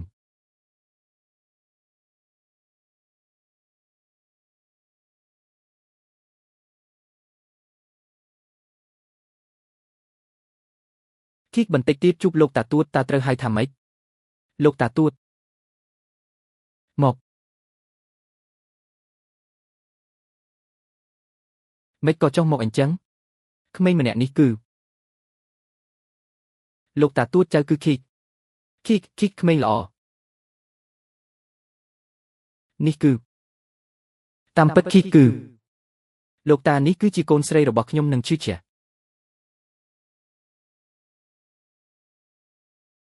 ស្អីគេពួកឯងមិនមែនទៅតែចុះសម្បត្តិអាពីពីទេអីតាមពិតខ្ញុំនឹងឈឺជាបានតាក់ទងគ្នាតាំងពីច្រើនឆ្នាំមុនមកម្លេះប៉ុន្តែពួកយើងមានការយល់ច្រឡំនឹងគ្នាទើបមិនបានបន្តទៅមុខទៀត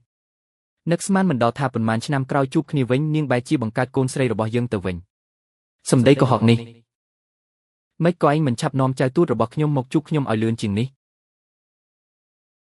សម្ដីកុហកនេះនិយាយឡើងដោយការពិតអញ្ចឹងពេលនោះលោកតាត្រូវគ្រូពេទ្យចេញលិខិតជូនដំណឹងពីជំងឺធ្ងន់ធ្ងរទៅហើយខ្ញុំស្រាប់តែនាំចៅទួតស្រីមកជួបលោកតាបើធ្វើឲ្យលោកតាភ្ញាក់ផ្អើលតើគួរធ្វើម៉េចទៅមែនទេក្មេងស្រីម្នាក់នេះមុខមាត់ដូចប៉ាគេកាលពីក្មេងបេះបិទតែម្ដងដូចចាក់ពុំតែមួយអញ្ចឹងពិតជាមិនកើតមែនទុកឲ្យពួកគេរងទុកច្រើនណាស់គឺលោកតាទួតខ្ញុំគឺក្មេងល្អអញមើលចុះជួបគ្នាលើកដំបូងតក់ក្រហល់ពេកហើយលោកតាទួតមិនបានត្រៀមកាដូអីសោះមួយនេះទុកឲ្យគឺលេងចុះលើកក្រោយលោកតាទួតនឹងត្រៀមកាដូឲ្យចៅ ស្អាតណាស់អរគុណលោកតាទួតក្មេងល្អគឺជាឈ្មោះហៅក្រៅចុះឈ្មោះពេញវិញអឺ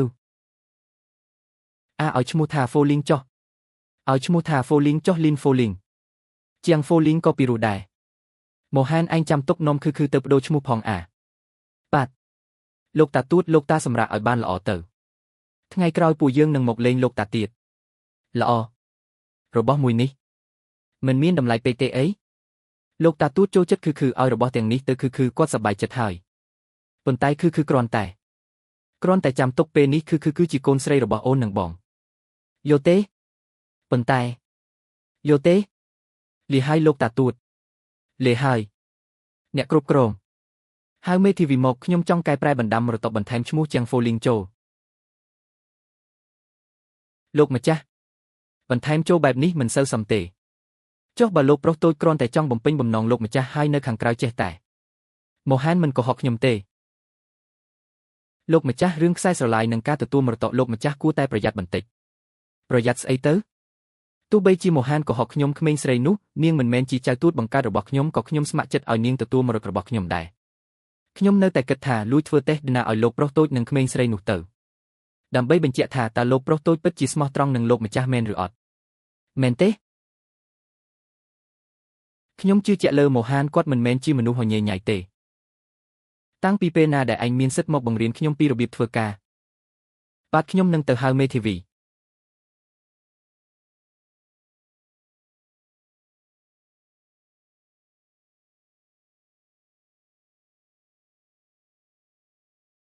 គេងហើយមែនទេគេងហើយ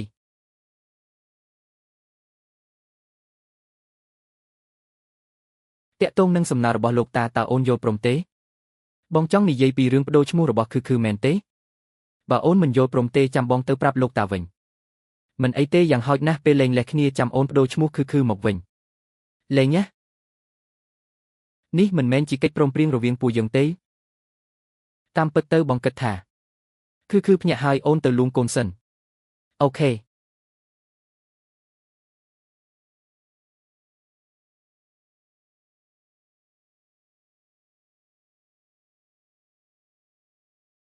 ពេលឈិនមានរឿងអីទៀតហើយមិនឃើញខ្ញុំកំពុងកែសារណាទេលទ្ធផលពិនិត្យផ្ទៃពោះថ្មីចេញហើយគ្រូពេទ្យប្រាប់ថាកពុះខ្ញុំមិនសូវល្អទេត្រូវសម្រាកនៅមន្ទីរពេទ្យភ្លាមដើម្បីថែរក្សាកូនមន្ទីរពេទ្យប្លន់លុយមែនទេចុះឲ្យធ្វើម៉េចទៅនេះជាកូនរបស់បងណាត្រូវបងលុយប៉ុន្មានយ៉ាងហោចណាស់ក៏20000ដែរ20000ឲ្យខ្ញុំទៅរកលុយច្រើនម្លេះពីណាឲ្យនាងមិនមែនទៅតែឲ្យ5000កាលពី2ថ្ងៃមុនទេហេតុអីមិនចេះប្រយ័ត្នខ្លួនឯងខ្លះអ្នកផ្សេងកើតកូនមិនអីផងមានតែនាងទេដែលត្រូវថែរក្សាកុសលមនុស្សស្រីបំផ្លាញទ្រព្យស៊ូប៉ៃឈិនខ្ញុំកំពុងពោះកូនបង្កើតរបស់បងណាតើបងមិនចង់ទទួលខុសត្រូវទេមែនទេខ្ញុំប្រាប់បងចុះបើកូននេះមានរឿងអីខ្ញុំមិនលើកលែងឲ្យបងទេពិតជាកម្មមែនឆ្លោះគ្នាពីរឿងអីទៀតហើយមីងហ្វាងក្នុងពោះខ្ញុំនេះគឺជាចៅប្រុសបង្កើតរបស់មីងណាបើមិនអាចរកលុយ20000ដើម្បីថែរក្សាកុសលទេមីងនឹងមិនបានឃើញមុខចៅប្រុសធំរបស់មីងទៀតទេ20000នេះវាប្លន់លុយហើយ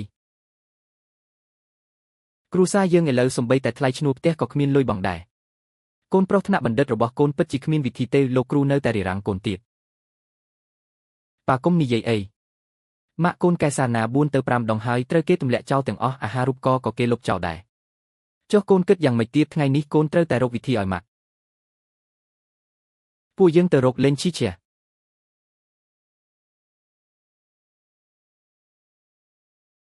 ពួកយើងឥឡូវទៅរកលេងឈីឈៀប៉ាគិតថានាងនឹងរវីរវល់នឹងពួកយើងទេ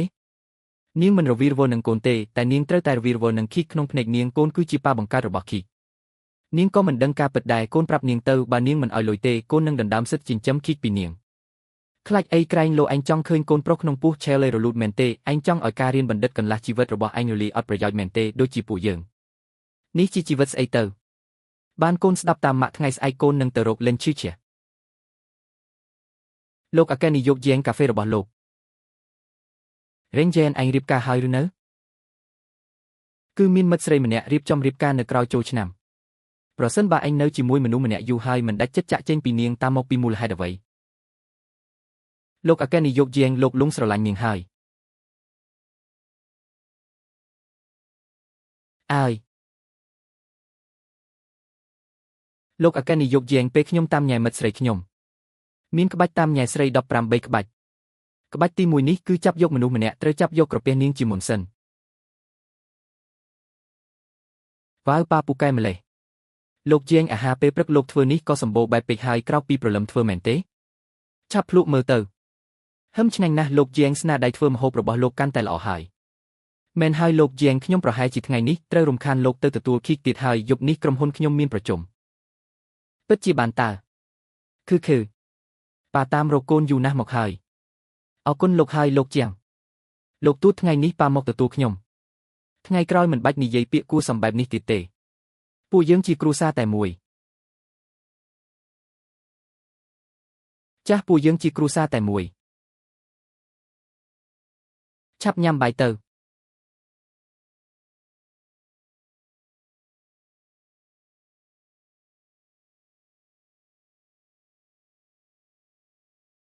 ពួកយើងជាគ្រួសារតែមួយ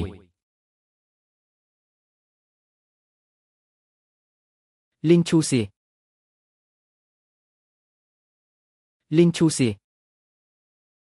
សួស្ដីម្នាក់នោះមិនមែនជាបុគ្គលិកក្រុមហ៊ុនយើងទេស្មារតីគេមិនសូវប្រក្រតីខ្ញុំខ្លាចគេចូលមកបង្កបញ្ហាក្នុងក្រុមហ៊ុនខ្ញុំដឹងហើយប្រធានលីន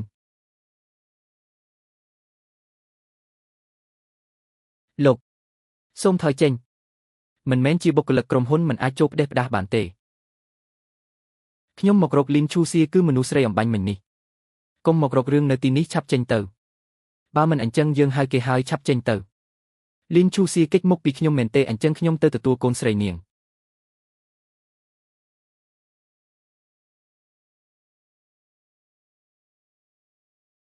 ប៉ាគឺប៉ា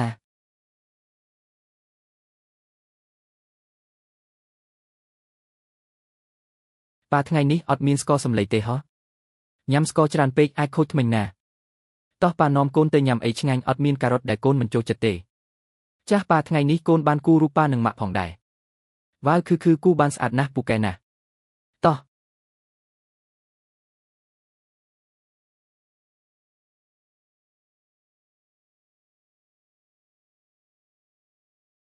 កូនប្រុសយ៉ាងម៉េចហើយយ៉ាងម៉េចស្អីទៅមីស្រីចង្រៃលីនឈូសៀនោះគេចមុខមិនព្រមជួបខ្ញុំទេហើយមីក្មេងគឺនោះទៀតត្រូវប្រុសហើយថ្មីរបស់លីនឈូសៀការពារវាបាត់ហើយប្រុសថ្មីរឿងនៅប៉ុស្តិ៍ប៉ូលីសលើកមុននឹងខ្ញុំសង្ស័យថាពួកគេតាក់ទងគ្នាពីយូរមកហើយគឺមានចេតនារៀបចំអន្ទាក់ដាក់ពួកយើងលីនឈូសៀនេះចេះមានល្បិចកបែបនេះតាំងពីពេលណាម៉ាក់ខ្ញុំប្រាប់ថាលុយធានាគាត់លើកនេះគាត់ចេញឲ្យខ្ញុំសិនហើយតែលើកក្រោយមិនអាចបែបនេះទៀតទេតែម៉ាក់ខ្ញុំប្រាប់ថាចិត្តចុះសម្បត្តិអាពីពីហើយត្រូវអញ្ជើញបងប្អូនញាតិមិត្តញ៉ាំបាយមួយពេលនេះទៅចំណាយលុយអស់ប៉ុន្មានទៅចំណាយទៅលីនឈូសៀថ្ងៃនោះនាងចាំមើលទៅចុះអាឡូម៉ាក់ឈូសៀថ្ងៃស្អែកពេលល្ងាចមីងរបស់កូនអញ្ជើញពួកយើងញ៉ាំបាយកូនកុំភ្លេចមកណាម៉ាក់កូនមិនចង់កើតអីឱកាសជួបជុំគ្នាកម្រមានណាស់ម៉ាក់ក៏ខានជួបមីងកូនយូរហើយដែរអញ្ចឹងក៏បានមែនហើយកូនសាក់សួរបៃឈិនមើលថាគេមកអត់ម៉ាក់តាមពិតកូនកើតអីពួកកូនឆ្លោះគ្នាហ៎គ្មានអីទេម៉ាក់ថ្ងៃស្អែកកូននឹងទៅឲ្យតាន់ពេលអូខេ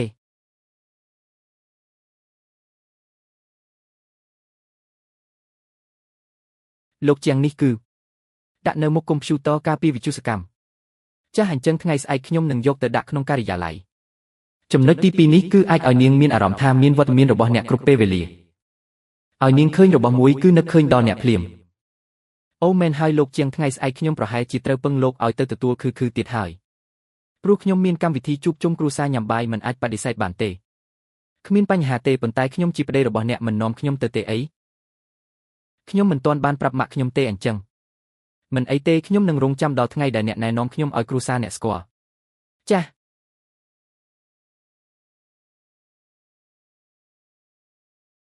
ប៉ាថ្ងៃនេះប៉ាមកទទួលកូនទៀតហើយមែនហើយម៉ាក់កូនរវល់ត្រូវទៅចូលរួមកម្មវិធីជួបជុំគ្រួសារកើតអីរាល់ដងពេលម៉ាក់ជួបលោកយាយទូតរួចត្រឡប់មកផ្ទះវិញមិនសប្បាយចិត្តទេនេះមិនមែនជារឿងដែលព្រះនាងតូចគឺត្រូវបារម្ភទេ តោះនាំអញទៅរកលោកតាទូតល្អទេចាស់ភីចិនឯងមកដល់ហើយលោកអ៊ំចុះបងស្រីជីដូនមួយបងស្រីជីដូនមួយឯងនៅខាងក្រោយថានឹងមកតាមក្រោយមែនទេខ្ញុំស្មានតែនាងមិនហ៊ានមកទេតើសម្ដីនេះមានន័យថាម៉េចលោកអ៊ំប្រហែលជាមិនទាន់ដឹងទេដឹងមិនមែនជាកូនបង្កើតរបស់ភីចិនទេពួកឯងបងស្រីជីដូនមួយនាងលួចមានសហាយស្មន់នៅខាងក្រៅយូរហើយភីចិនទ្រាំនឹងនាងយូរហើយមិនព្រមនិយាយបើតាមខ្ញុំនិយាយភីចិនគឺចិត្តល្អពេកហើយលាក់បាំងយូរយ៉ាងនេះហើយនៅមិនព្រមនិយាយទៀតឯងនិយាយផ្ដេសផ្ដាសស្អីជីឆៃផ្ទះយើងមិនមែនជាមនុស្សបែបហ្នឹងទេលោកពូធំឈៀវលេងនិយាយសុទ្ធតែជាការពិតកាលពីមុនភីចិនចូលចិត្តជីឆៃប៉ុណ្ណាបើមិនមែនដោយសារជីឆៃលួចមានសហាយស្មន់នៅខាងក្រៅទេភីចិនក៏មិនមែនសុកសុំនាងបែកគ្នាដែរពួកយើងគឺស្ដាយក្រោយជំនួសភីចិនណាស់ជប់និយាយទៅលោកអ៊ំរឿងនេះកន្លងហួសទៅហើយបើបន្ទោសគឺបន្ទោសខ្ញុំធ្វើមិនបានល្អមិនអាចយកឈ្នះបេះដូងរបស់ជីឆៃបានភីចិនឯងប្រាប់អ៊ំមកនេះមិនមែនជាការពិតទេម៉ាក់សុំទោសផងតាមផ្លូវស្ទះចរាចរណ៍បន្តិចជីឆៃឯងប្រាប់ម៉ាក់មកពួកវានិយាយជាការពិតមែនទេពិតជាមានអ្នកក្រៅម៉ាក់ខ្ញុំនិងស៊ូភីចិនពិតជាបែកគ្នាហើយមែនប៉ុន្តែខ្ញុំមិនបានមានសហាយស្មន់ទេបងស្រីជីដូនមួយចុះបងសាក់និយាយមើលឪពុកបង្កើតរបស់ក្មេងនេះជាអ្នកណាបើសិនជានិយាយការពិតចេញមកសុខភាពម៉ាក់ខ្សោយយ៉ាងនេះច្បាស់ជាដោយសារតែបារម្ភពីខ្ញុំតាមពិតទៅខ្ញុំរៀបការរួចហើយឪពុកបង្កើតរបស់គីគីគឺស្វាមីរបស់ខ្ញុំស្អីគេជីជាឯងក៏ហុកក៏ហួសហេតុពេកដែររៀបការហើយស្វាមីចុះគេនៅណាម៉េចមិនឃើញឯងនាំគេមកវិញនឹងហើយក៏ហុកក៏ឲ្យសំបន្តិចទៅបើបងរៀបការហើយអ៊ំស្រីធំប្រហែលជាមិនទាន់ដឹងទេដឹងខ្ញុំមើលទៅគឺដើម្បីបិទបាំងរឿងអាស្រូវទៅក៏ហុកទេដឹងឪពុកក្មេងជាអ្នកណាក៏មិនដឹងផងជីឆៃបើឯងមានរឿងអយុត្តិធម៌អីត្រូវតែប្រាប់ម៉ាក់ឯងកុំខ្ញុំពិតជាមិនបានកុហកទេនាងពិតជាហ៊ានកុហកមែនចឹងបងហៅគេមកខ្ញុំចង់ដឹងថាមនុស្សប្រុសណានឹងរៀបការជាមួយមនុស្សស្រីដែលនាំកូនមិនដឹងឪពុកជាអ្នកណាជាប់ខ្លួនសុំទោសផងតាមផ្លូវរៀងយឺតបន្តិចខ្ញុំជាស្វាមីរបស់ជីឆៃមិនក៏លោកមកទីនេះខ្ញុំបារម្ភខ្លាចអូនរងការគៀបសង្កត់ម៉ាក់ខ្ញុំសុំណែនាំបន្តិចនេះគឺយ៉ែងម៉ូអែនជាប្តីរបស់ខ្ញុំអ្នកមីងប្រកាសជាម្ដាយរបស់ជូជាហើយខ្ញុំឈ្មោះយ៉ែងម៉ូអែនជាប្តីរបស់ជូជាអញពិតជាប្តីរបស់ជូជាមែនហ៎ប្រកាសណាស់ពួកយើងបានចុះសម្បត្តិអាពីពីជាង3ខែហើយដោយសារតែជូជាចង់រកពេលវេលាសមស្របដើម្បីប្រាប់អ្នកទាំងអស់គ្នាទើបពន្យាពេលរហូតមកដល់ពេលនេះទើបមកលេងសូមទោសផងប្តីរបស់ជូជានេះពិតជាសង្ហាមែនមិនអញ្ចឹងហៅទាត់ស៊ូប៊ីចិនចោលរកបានអ្នកល្អជាងលេងជឿជានាងប្រកាសទេថាគេជាឪពុកបង្កើតរបស់ក្មេងម៉ាក់នេះជាច្បាប់ចម្លងសម្បត្តិកំណើតរបស់ឃីកនៅត្រង់កន្លែងឪពុកគឺឈ្មោះរបស់ខ្ញុំទោះបីជាមើលពីជ្រុងណាក៏ដោយឃីកគឺជាកូនស្រីរបស់ខ្ញុំនិយាយផ្ដេសផ្ដាសរបាយការណ៍នេះគឺคล้ายឯងអាចជាឪពុករបស់ឃីកយ៉ាងម៉េចទៅម៉ាក់នេះជាលិខិតបញ្ជាក់ចេញដោយស្ថាប័នមានសមត្ថកិច្ចអ្នកដែលមានចំណេះដឹងទូទៅបន្តិចសុទ្ធតែដឹងថាវាមិនអាចคล้ายបន្លំបានទេលេងជឿជានាងពិតជាពូកែមែនចេះតែរកប្រុសព្រៃផ្សៃនៅខាងក្រៅមកវិញក៏អាចធ្វើជាឪពុករបស់ឃីកបានដែរអញ្ចឹងហ៎ចុះលោកសាក់និយាយមើលតើឪពុកបង្កើតរបស់ឃីកជានរណាប្រកាសណាស់គឺមិនបានទេមិនអាចនិយាយទេបាននិយាយទៅសិទ្ធិចាក់ផ្សាយផ្ដាច់មុខរបស់ខ្ញុំអូយដោយសារតែមកដល់ហើយអញ្ចឹងអង្គុយចុះសិនទៅញ៉ាំអីសិនទៅទោះបីជាឯងជាឪពុកបង្កើតរបស់លេងឃីកក៏ដោយជួបគ្នាលើកទី1នេះឯងមកដៃទេហ៎ចាំមើលបន្តិចទៀតអាក្រៃក្រនេះគិតយ៉ាងម៉េចប្រញាប់ឡើងនេះអូយប្តីរបស់ជីជាធ្វើឲ្យអញចំណាយលុយហើយឲ្យតែអ្នកទាំងអស់គ្នាចូលចិត្តទៅបានហើយម៉ាក់នេះគឺរៀបចំសម្រាប់ម៉ាក់របស់នោះប្រហែលជាង 100000 ហើយម៉ាក់កាដូលើកនេះរៀបចំរាងប្រញាប់បន្តិចសូមម៉ាក់អធិស្ឋានផងមកដល់គឺល្អហើយញ៉ាំបាយទៅនេះចំណាយលុយអស់មិនតិចទេមែនទេបងជាប្តីរបស់អូនទាំងនេះសុទ្ធតែជារឿងដែលបងគួរធ្វើឆាប់ញ៉ាំបាយទៅ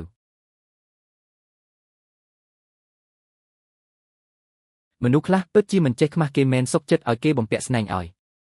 លេងជឿជានឹងគ្រាន់តែជាស្បែកជើងកញ្ចាស់មួយគូដែលខ្ញុំពាក់ឲ្យបោះចោលតែប៉ុណ្ណោះជារបស់មួយទឹកដែលគេរើសបានហើយចាត់ទុកដូចជាកំណប់ពិតជាគួរឲ្យអស់សំណើចមែន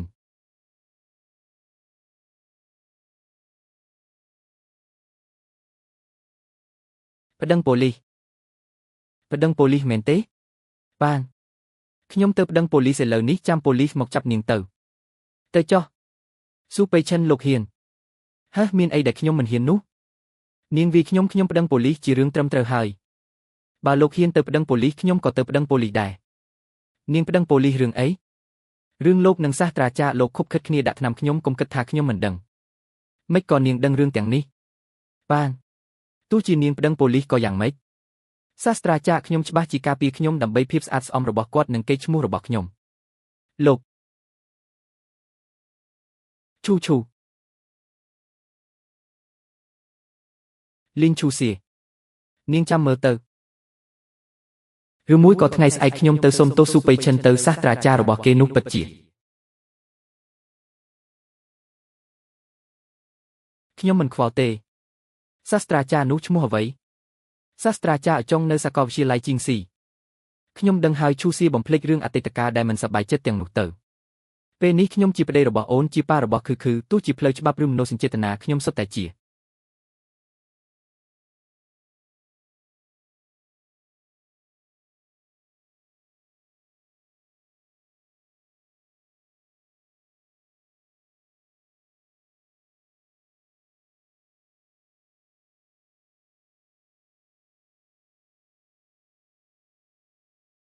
រត់ធ្វើអីប៉ាម៉ាក់ពុកម៉ែនៅមិនទាន់ក្រោកទៀតហ៎ក្រោកហើយ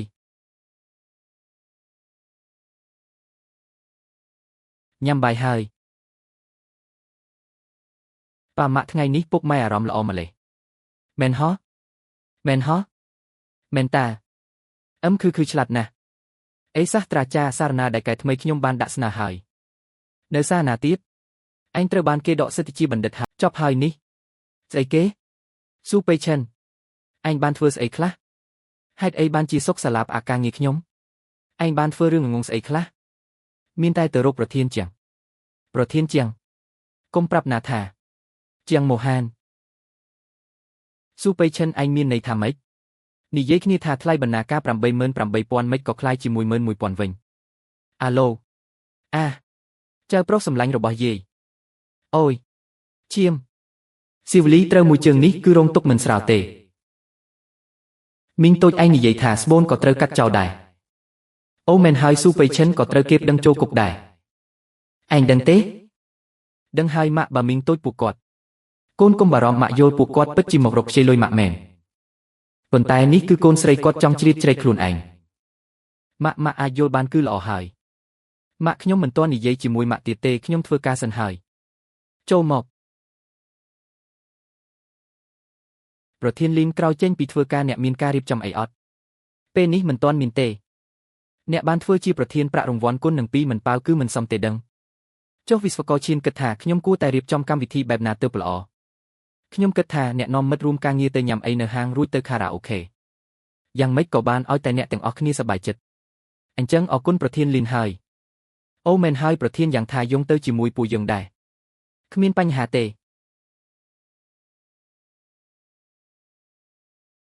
អាឡូម៉ូហេនឈូស៊ីអំបញ្ញមិញលោកតាទេមកថានឹកគឺបន្តិចទៀតបងទៅទទួលអូននឹងគឺពួកយើងទៅមន្ទីរពេទ្យជាមួយគ្នាសុំទោសផងបងនឹងគឺទៅចុះយប់នេះអូនមានញ៉ាំអីជាមួយគេអូខេអញ្ចឹងបងនាំគឺទៅមុនញ៉ាំអីចប់បងមកទទួលអូនចាស់អេគឺក្មេងល្អឈូស៊ីមិនបានមកទេឈូស៊ីមានការងារនៅក្រុមហ៊ុនយប់នេះមកមិនរួចទេពិតជាហត់នឿយណាស់ឯងមកចំពេលល្អណាស់មកលេងអុកកំដរតាលោកតាទួតនេះជាអ្វីនេះហៅថាអុកចិនគឺចង់រៀនទេចង់ល្អយេគ្មានការងារអីសម្រាប់ឯងទេខ្ញុំហៅគីកមកលេងអុកយេ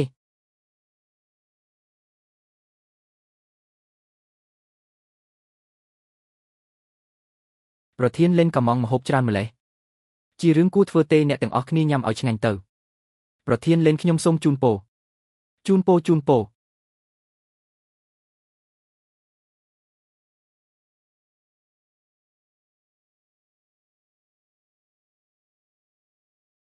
ខ្ញុំទៅទទួលទូរស័ព្ទសិនអ្នករត់ទៅយកម្ហូបមកអាឡូចប់នៅខ្ញុំទៅទទួលអូនចិត្តហើយចឹងបងទៅទទួលអូនសិនចាំត្រឡប់មកទទួលគីកវិញចុះគីកវិញកំពុងលេងអុកជាមួយលោកតានៅឡើយទេប្រហែលជាមិនទាន់អាចទៅរួចទេ Kick ពិតជាឆ្លាតមែនដូចប៉ាចើអញ្ចឹងគេពូកែជាងពេលដែលឯងទៅតែរៀនដំបូងទៅទៀត Kick ប៉ាទៅទទួលម៉ាក់ចេញពីធ្វើការសិនចាំត្រឡប់មកទទួលកូនវិញយកព្រមទេចាស់ក្មេងល្អលោកតាចឹងខ្ញុំទៅសិនហើយអូខេឯងទៅចុះ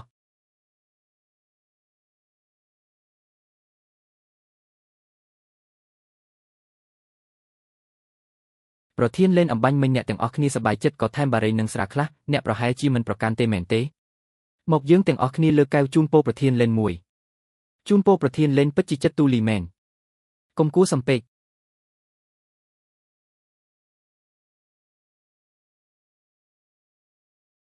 ញ៉ាំទៅរបស់អស់នេះបើកហើយក៏មិនអាចដូរវិញបានដែរចែកគ្នាទៅ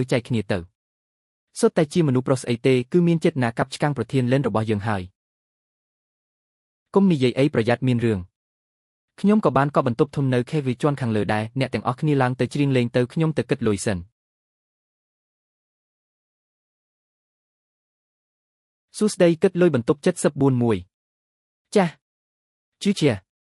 បងមកលឿនម្លេះទុកឲ្យបងមិនបានទេបងចង់ទុកមុខឲ្យអូនទៀតហើយលើកនេះពិតជាមិនបានទេសួស្ដីខ្ញុំសុំសួរមួយតើខ្ញុំអាចគិតតែលុយម្ហូបនិងលុយច្រៀងបានទេចំណែកលុយបារីនឹងស្រាអ្នកទៅបន្ទប់រកមើលលោកប្រធានខែននិងលោកប្រធានយ៉េងឲ្យគាត់អ្នកចេញទៅនេះចាស់លុយម្ហូបនិងបន្ទប់ខេវធំសរុបទាំងអស់ 2000 យន់អូខេផ្នែកនេះគិតចូលកាន់លេខខ្ញុំទៅខ្ញុំជាមនុស្សប្រុសឯងជាមនុស្សស្រីចេញក្រៅគ្មានហេតុផលណាឲ្យមនុស្សស្រីអ្នកចេញលុយទេចាត់ទុកថាញ៉ាំអាហារសម្រន់មែនទេប្រកាសជាញ៉ាំហើយអញ្ចឹងគិតលុយទៅបងប្រុសទៅញ៉ាំអាហារសម្រន់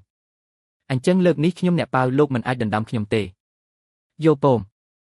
លីងឈូសៀនាងគិតលុយមានន័យថាម៉េចខ្ញុំគ្រាន់តែសន្យាថាប៉ាវអ្នកទាំងអស់គ្នាញ៉ាំបាយនឹងច្រៀងទេមិនដែលសន្យាថាលុយជក់បារីនឹងផឹកស្រារបស់អ្នកទាំងអស់គ្នាក៏គិតលើខ្ញុំដែរបើប្រធានឈានចិត្តទូលីយ៉ាងនេះអញ្ចឹងលុយដែលនៅសល់លោកអ្នកគិតទៅនាងលីងឈូសៀនាងហ៊ានលេងសាច់នឹងខ្ញុំជឿអត់ថាខ្ញុំនឹងធ្វើឲ្យនាងរៀបចំអីវ៉ាន់ចេញនៅខែនេះជាងអគ្គនាយកជាងមិនក៏លោកនៅទីនេះ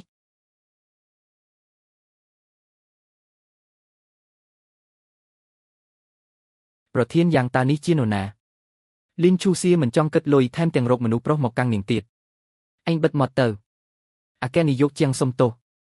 ខ្ញុំមិនដឹងទេថាប្រធានលីនគឺជាមនុស្សរបស់លោកប្រធានយ៉ាងប្រពន្ធខ្ញុំប៉ាវញ៉ាំបាយអ្នកទាំងអស់គ្នាចិត្តណាកំងបារីនឹងស្រាឲ្យនាងអ្នកគិតលុយប្រពន្ធអគ្គនាយកជាងនេះគឺជាការយល់ច្រឡំទេការយល់ច្រឡំធំណាស់អគ្គនាយកជាងលោកគឺជាថៅកែធំរបស់ក្រុមហ៊ុនជាងគ្រប់ដែលទិញយកក្រុមហ៊ុនយើងមែនទេ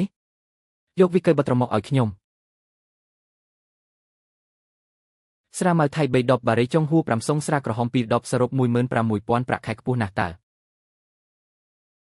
ទេពួកយើងអ្នកចេញពួកយើងចេញខ្លួនឯងមែនមិនអាចឲ្យលីនប្រធានលីនអ្នកគិតលុយទៅខ្ញុំទើបតែអំបញ្ញមិញអ្នកទាំងអស់គ្នាប្រាប់ឲ្យប្រពន្ធខ្ញុំរៀបចំអីវ៉ាន់ចេញខ្ញុំខុសហើយអគ្គនាយកជាងប្រធានលីនមាត់ខ្ញុំអាក្រក់ខ្ញុំទះមាត់ខ្លួនឯងមិនបាច់សម្ដែងទេព្រឹកស្អែកទៅផ្នែកធនធានមនុស្សរៀបចំបែបបត់ឡាឈប់ដោយខ្លួនឯងទៅអគ្គនាយកជាងសូមលោកទុកឱកាសឲ្យខ្ញុំម្ដងទៀតផងឈូសៀអូនគិតយ៉ាងម៉េចដែរចាត់ការតាមនីតិវិធីក្រុមហ៊ុនទៅឈូសៀចប់ហើយតើលីនឈូសៀនេះជាប្រពន្ធរបស់អគ្គនាយកជាងយ៉ាងម៉េចទៅឈូសៀអគ្គនាយកជាងឈូសៀអូនស្ដាប់បងបកស្រាយសិនប្តីរៀបការផ្លេចបន្ទោរបស់ខ្ញុំគឺជាថៅកែធំរបស់ខ្ញុំ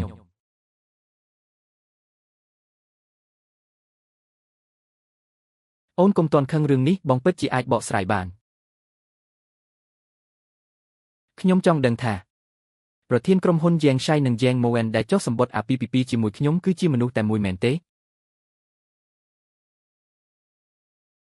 មែនហើយជីឆៃបងដឹងថាអាពាហ៍ពិពាហ៍របស់យើងគឺជាការចៃដន្យតែបងមិនដែលគិតចង់លាក់បាំងអូនទេយើងនៅជាមួយគ្នាយូរហើយបងពិតជាស្មោះត្រង់នឹងអូនបងស្រឡាញ់អូនប៉ុន្តែយ៉េងម៉ូហែនពួកយើងមិនមែនជាមនុស្សក្នុងពិភពតែមួយទេតាំងពីថ្ងៃដែលយើងចុះសម្បត្តិអាពាហ៍ពិពាហ៍មកពួកយើងគឺជាមនុស្សក្នុងពិភពតែមួយហើយទោះបីជាអារម្មណ៍ឬច្បាប់ក៏ដោយពួកយើងសុទ្ធតែជាមនុស្សតែមួយ អូនខឹងហើយមែនទេអត់ទេមែនហ៎តាមពិតខ្ញុំទីដឹងហើយលោកមិនមែនជាមនុស្សធម្មតាទេ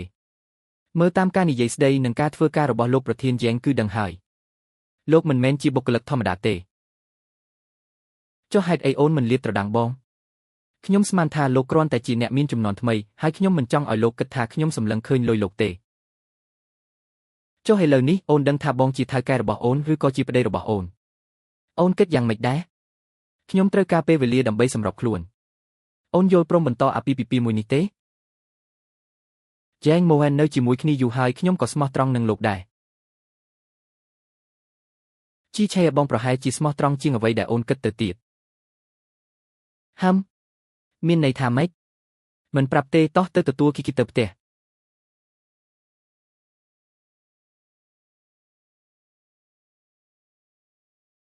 គីគីគេងលក់ហើយ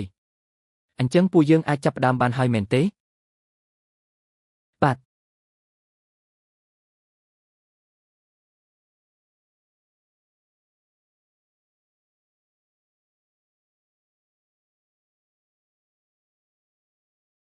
អរគុណលោកមានជំងឺអុចមែនទេក៏មិនមែនជាជំងឺអុចដែរគ្រាន់តែចង់ទុកសាកសពេញលេងឲ្យបង្កងតូចនេះអរគុណវាដែលបានផ្ដល់សាច់ដ៏ឆ្ងាញ់ដល់ពួកយើង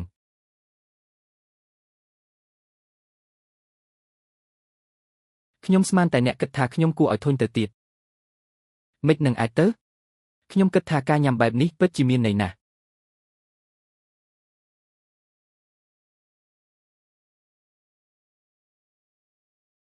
ថ្ងៃនេះទុកឲ្យខ្ញុំទៅយកគឺពីសាលាចុះចាស់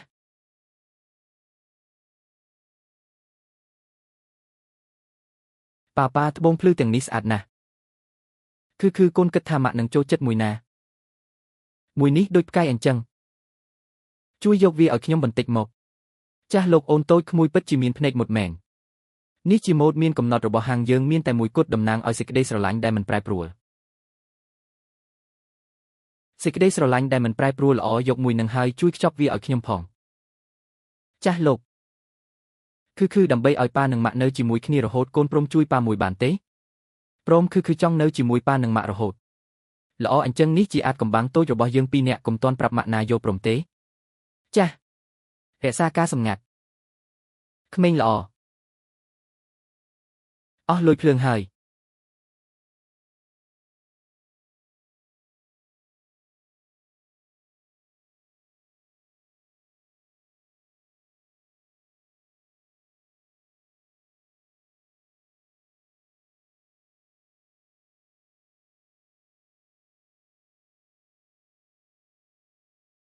លោកជាង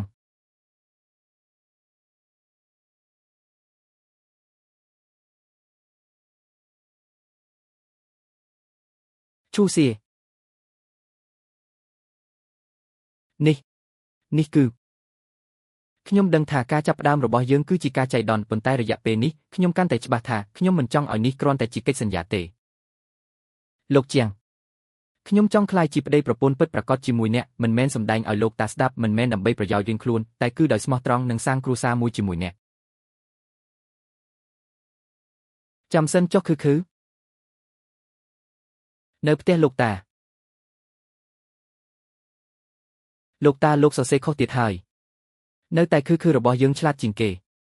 បងគ្រាន់តែចង់រស់នៅជាមួយអូនតែពីរនាក់ប៉ុណ្ណោះ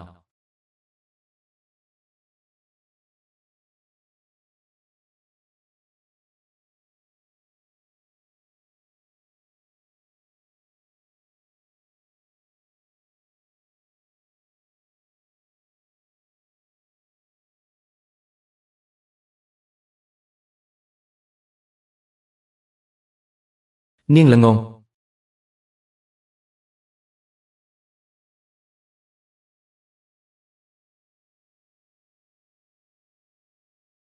លោកតាមានដំណឹងល្អមួយចង់ប្រាប់លោកតាមានរឿងអីខ្ញុំនឹងឈូស៊ីរៀបចំពិធីមង្គលការយ៉ាងធំដុំនិងជាផ្លូវការល្អណាស់ដារងចាំថ្ងៃនេះយូរហើយ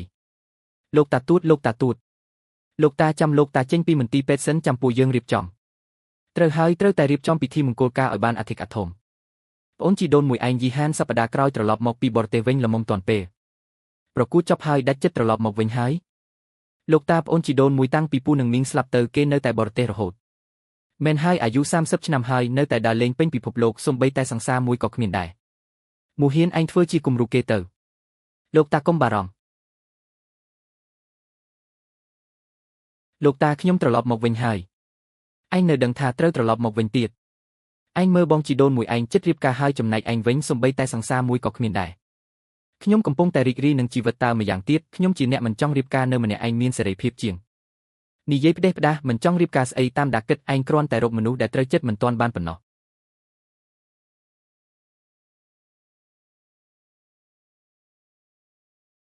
ដាច់ចិត្តត្រឡប់មកវិញហើយយ៉ាបងជីដូនមួយអបអសាទរផងចិត្តខ្លាយជាកូនកំឡោះហើយចុះបងថ្លៃស្រីឲ្យខ្ញុំជួបបន្តិចមើលឈូស៊ីទៅធ្វើការហើយអីយ៉ាលោកខ្ញុំចេញពីរៀនហើយល្អឯងទៅចុះប្អូនប្រុសយ៉ាងម៉េចហើយខ្ញុំលោកតានិយាយហើយតើមិនអីទេមែនទេ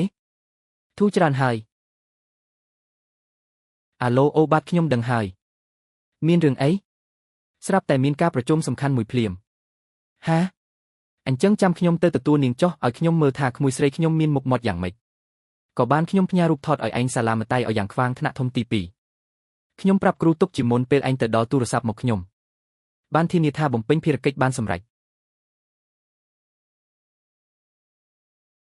អាឡូសួស្ដីមិនបាច់ទៅទទួលទេឈូស៊ីនិយាយថានាងទៅទទួលដោយខ្លួនឯងហើយបងប្រុសបងលេងសើចជាមួយខ្ញុំមែនទេខ្ញុំប៉ាវឯងញ៉ាំបាយសុំទោស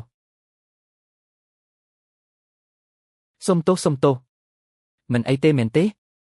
មិនអីទេសុំទោសពិតមែនខ្ញុំប្រញាប់ទៅទទួលកូនសុំទោសណាបងប្រុសខ្ញុំរកឃើញគូព្រេងរបស់ខ្ញុំហើយនៅមុខសាឡាមតៃពេលដែលនាងបុកខ្ញុំពេលវេលាដូចជាឈប់ដើរអញ្ចឹងនាងមើលទៅទន់ភ្លន់ណាស់ភ្នែកភ្លឺភ្លេចសំឡេងនិយាយក៏ពីរោះដែរចុះឯងដឹងទេថានាងឈ្មោះអីមិនដឹងទេពេលនោះខ្ញុំភាំងភ្លេចសួរឈ្មោះនាងបាត់បងប្រុសខ្ញុំដឹងថាបងស្គាល់គេច្រើនបងជួយរកនាងឲ្យខ្ញុំបន្តិចទៅឯងសំបីតែឈ្មោះគេក៏មិនហ៊ានសួរផងឥឡូវមកអង្វរខ្ញុំវិញបងប្រុសខ្ញុំអង្វរបងហើយសុភមង្គលមួយជីវិតរបស់ខ្ញុំពឹងលើបងហើយបានហើយខ្ញុំនឹងជួយមើលឲ្យខ្ញុំត្រូវកំរបងថ្លៃឲ្យញោសម្លៀកបំពាក់រៀបការទៀតបងប្រុសចាំណា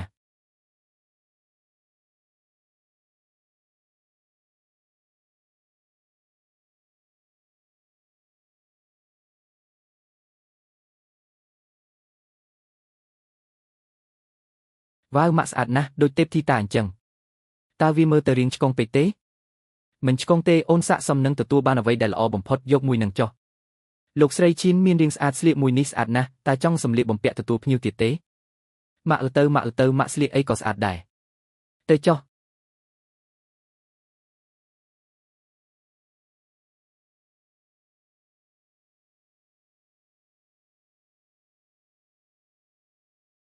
ប៉ាមើលខ្ញុំកាត់ទៅវ៉ាគឺពិតជាពូកែណាស់លើកទី1សោះកាត់បានល្អយ៉ាងនេះមើលប៉ាកាត់ជារូបអីវ៉ាគឺកូនជៀមដូចឆ្នាំកំណើតខ្ញុំអញ្ចឹងយាយខ្ញុំមកវិញហើយបងថ្លៃស្រី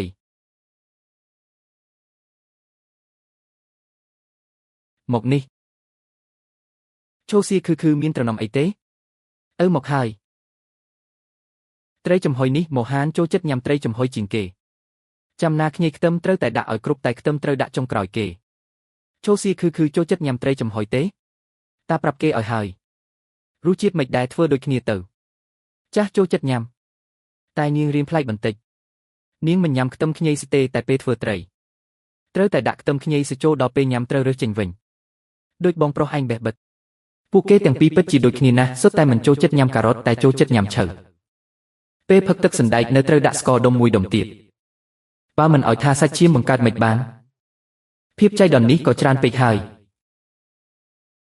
លោកតាមេធាវីឈិនមកដល់ហើយឈូស៊ីតាទៅបន្ទប់សៀវភៅមួយផ្លែតចាស់មូហានទៅបន្ទប់សៀវភៅជាមួយតាបន្តិចបាទម៉ាក់មើលខ្ញុំនិងប៉ាកាត់ជាមួយគ្នាទៅពិតជាស្អាតណាស់ឯងជាប្អូនជីដូនមួយរបស់មូហានមែនទេបាទខ្ញុំគិតថាខ្ញុំត្រឡប់ទៅបន្ទប់វិញល្អជាងញ៉ាំបាយចាំចុះមក ម៉ាក់ពួកយើងយកវាទៅបិទជាមួយគ្នាទៅល្អទេចាស់លោកតាមកដល់ហើយតោះ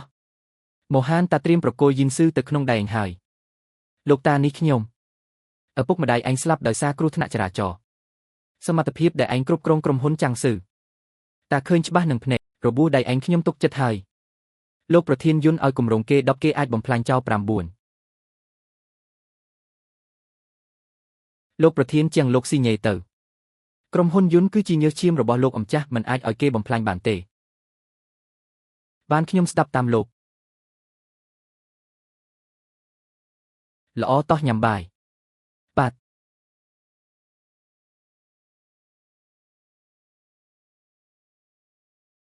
ម៉ាក់មិនប៉ាមិនទាន់ចុះមកទៀតប៉ាប្រហែលជាមានរឿងត្រូវនិយាយជាមួយលោកទូតហើយលោកម្ចាស់ឆាប់មើលថានរណាមកចៅប្រសារស្រីរបស់លោកជានរណាភូមិគ្រឹះនេះមានអ្នកបម្រើថ្មីមកតាំងពីពេលណា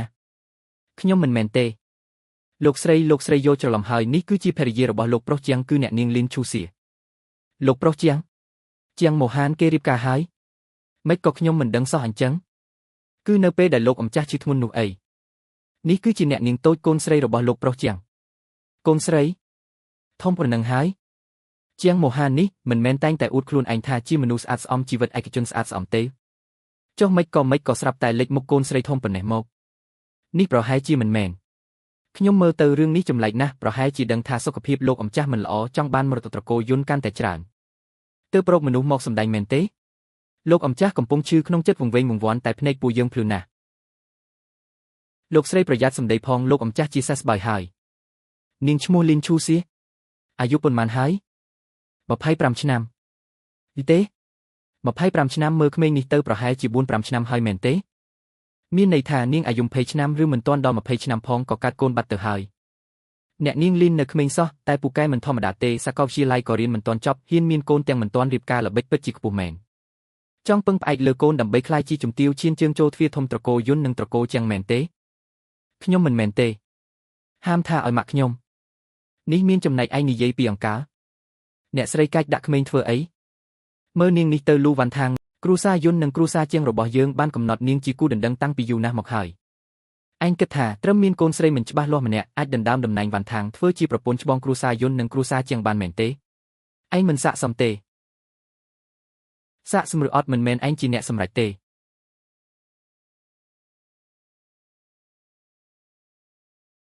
មិនអីទេ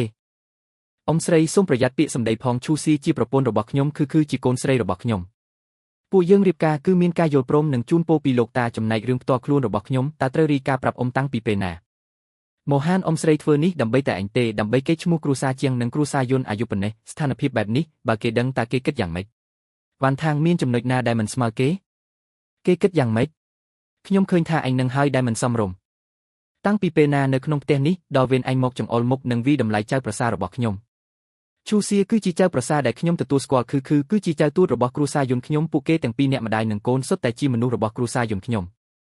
ថ្ងៃក្រោយបានរណាហ៊ាននិយាយពាក្យមិនពេញចិត្តសំបីតែកន្លះម៉ាត់នោះគឺមានន័យថាមានបញ្ហាជាមួយខ្ញុំហើយកាលពីឆ្នាំនោះពេលប៉ាម៉ាក់ខ្ញុំមានរឿងខ្ញុំចាំបានថាគ្រូសាលូរបស់អ្នកជាអ្នកមកសុំផ្ដាច់ពាក្យមុនថែមទាំងរើគ្រូសាទៅរស់នៅបរទេសទៀតមិនដឹងថាពេលនេះមានន័យថាម៉េចទេមូហានវ៉ាន់ថាងជាក្មេងស្រីមិនក៏និយាយដាក់នាងបែបនេះចុះឈូសៀមិនមែនជាក្មេងស្រីទេអីវ៉ាន់ថាងរឿងមនោសញ្ចេតនាបង្ខំមិនបានទេដោយសារមូហាននិងឈូសៀបានរៀបការមានកូនរួចហើយរឿងលេងសាច់ពីមុនទុកឲ្យវាកន្លងផុតទៅចុះណាអ្នកបម្រើរៀបចំអាហារមកគឺនេះជាស្លាបមាន់ដែលចៅចូលចិត្តញ៉ាំជាងគេ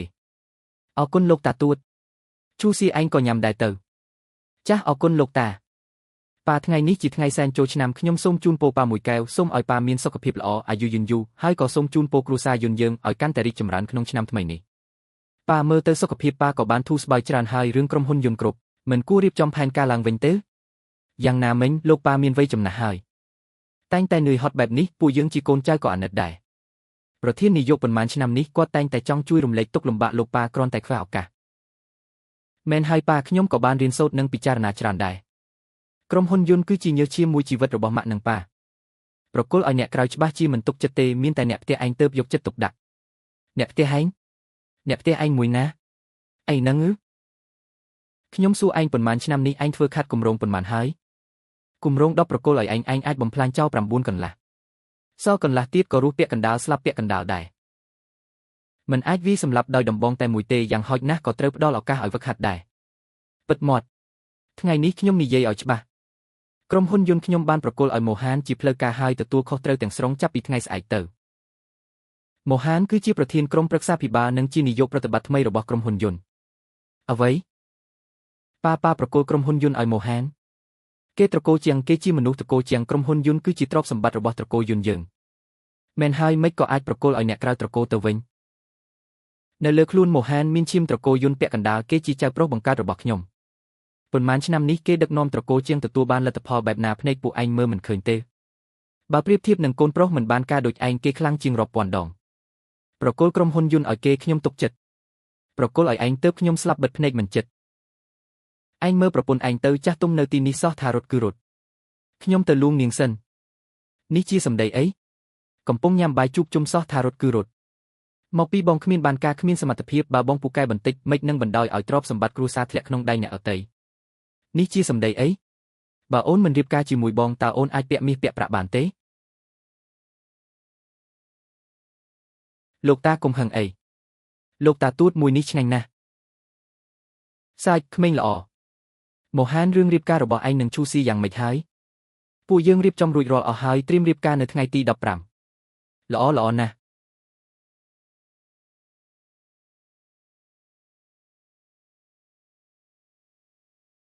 បន្តិចទៀតពេលជួប៉ាត្រូវធ្វើខ្លួនឲ្យសម្រុំទោះគាត់ជាយ៉ាងម៉េចក៏ត្រូវតែទ្រាំលើទេទ្រព្យសម្បត្តិទាំងនេះនៅមិនទាន់សម្រេចចែកជាផ្លូវការទេពួកយើងត្រូវតែញឹមឲ្យច្រើនធ្វើខ្លួនជាកូនកញ្ញោឲ្យច្រើនធ្វើបែបនេះទើបអាចបានចំណែកច្រើនតោះមេធីវីឈិនចៃដន្យម្លេះចូលឆ្នាំហើយយប់ម្លេះហើយនៅមកផ្ទះចាស់ទៀតតើក្រុមហ៊ុនមានរឿងបន្ទាន់មែនទេលោកស្រីយុនលោកយុនមិនមែនជារឿងក្រុមហ៊ុនទេគឺលោកម្ចាស់មានឯកសារផ្ទាល់ខ្លួនខ្លះត្រូវចាត់ការខ្ញុំមកយកឲ្យគាត់ស៊ីញ៉េឯកសារផ្ទាល់ខ្លួនពេលនេះទៅហើយឬមួយក៏ចង់កែប្រែបណ្ដាំរលសុំទោសលោកស្រីយុនរឿងចាត់ការរួចរាល់ហើយខ្ញុំសុំលាទៅសិនហើយឯកសារផ្ទាល់ខ្លួនពេលនេះទៅហើយមានឯកសារផ្ទាល់ខ្លួនអីទៀតប្រកាសជាលោកប៉ាជឿពាក្យញុះញង់របស់ម្ដាយកូនពីរនាក់នោះចង់កែបណ្ដាំមរតកចែកឲ្យពួកនាងកាន់តែច្រើនហើយប៉ាប្រហែលជាមិនយកចំណែករបស់ពួកយើងពេលនេះនៅជូនអីទៀតជូនកាដូក៏ចំណេញដល់អ្នកផ្សេងដែរតោះទៅផ្ទះលីនឈូសៀខ្ញុំដឹងតាំងពីដំបូងថាពួកនាងមានបំណងមិនល្អម្ដាយកូនពីរនាក់មិនដឹងផុសចេញពីណាចង់មកដណ្ដើមទ្រព្យសម្បត្តិគ្រួសារយន្តរបស់ពួកយើងយកសັບទៅដោយធម្មតារៀបចំសេវាកម្មម៉ាសាប្រេងលំដាប់កំពូលឲ្យខ្ញុំបន្ទប់វេបលេខ1សុំទោសលោកស្រីយុនបន្ទប់វេបលេខ1ពេលនេះមានភ្ញៀវកំពុងប្រើប្រាស់ហើយមានភ្ញៀវជានរណាមិនដឹងថាវាជាបន្ទប់ដែលខ្ញុំប្រាញឹកញាប់បំផុតទេគឺភរិយារបស់លោកអគ្គនាយកជាងកញ្ញាលីនឈូសៀលោកអគ្គនាយកជាងបានកក់សេវាកម្មពេញលេញសម្រាប់នាងហើយទាមទារបន្ទប់ដែលល្អបំផុតលីនឈូសៀគឺនាងទៀតហើយនាងពិតជាចេះសោយសុខមែនចាយលុយគ្រួសារយន្តរបស់ពួកយើងដណ្ដើមកន្លែងដែលខ្ញុំប្រាញឹកញាប់បំផុតពិតជាចាត់ទុកខ្លួនឯងជាជំទាវតូចមែនលោកស្រីជាងតើអ្នកមានអារម្មណ៍ថាពេញចិត្តទេលោកអគ្គនាយកជាងបានផ្ដាំជាពិសេសឲ្យមើលថែអ្នកឲ្យបានល្អអរគុណស្រួលខ្លួនណាស់លោកស្រីជាងហៅបានពីរោះណាស់តើលីនឈូស៊ីអារម្មណ៍ដែលចាប់ខ្លាយជាហងនេះតើវាល្អខ្លាំងណាស់មែនទេម៉ាក់តូចក៏មកធ្វើសេវាកម្មថែរក្សាកុំហៅខ្ញុំថាអ៊ំស្រីខ្ញុំទទួលមិនបានទេលេងឈីជាខ្ញុំប្រាប់នាងចុះនាងមិនមើលឋានៈខ្លួនឯងទេម្នាក់ដែលពឹងផ្អែកលើពស់មានកូនទើបមានសំណាងបានឡើងឋានៈខ្ពស់នោះអ្នកស្រីយ៉ែងដើមកំណើតនិងអតីតកាលរបស់ខ្ញុំមិនមែនសម្រាប់អ្នកវិតម្លៃទេបើអ្នកមានមតិចំពោះខ្ញុំអាចទៅរកលោកដាឬម៉ូហិនបានការវាយប្រហារលើរូបខ្ញុំនៅទីនេះមិនអាចធ្វើឲ្យអ្នកមើលទៅខ្ពង់ខ្ពស់ជាងនេះទេនាងនិយាយស្អីហ្នឹងមិនមែនគ្រាន់តែសំណាងល្អទេពឹងផ្អែកលើកូនដែលមិនដឹងប្រភពច្បាស់លាស់មែនទេស្អីគេហ្នឹងស្រីដែលពឹងលើការមានកូនដើម្បីឡើងឋានៈសមនឹងមកអួតនៅមុខខ្ញុំឬបើមិនមែនដោយសារកូនឥតខាន់ស្លាដែលមិនដឹងមកពីណាទេលោកស្រីអំបញ្ញមិញអ្នកកំពុងនិយាយពីលេនឈឺជាមែនទេរឿងអីរបស់នាងធ្វើការបោះសម្អាតរបស់នាងទៅលោកស្រីខ្ញុំស្គាល់លេនឈឺជាមិនត្រឹមតែស្គាល់លេនឆាជាទេខ្ញុំថែមទាំងដឹងថាកូនស្រីរបស់នាងលេនឃីកមិនមែនជាកូនរបស់អគ្គនាយកទេមានន័យថាម៉េចតាមពិតអញ្ចឹងសោះបើអញ្ចឹងធ្វើតេស្ត DNA មួយទៅនឹងដឹងការពិតហើយចាស់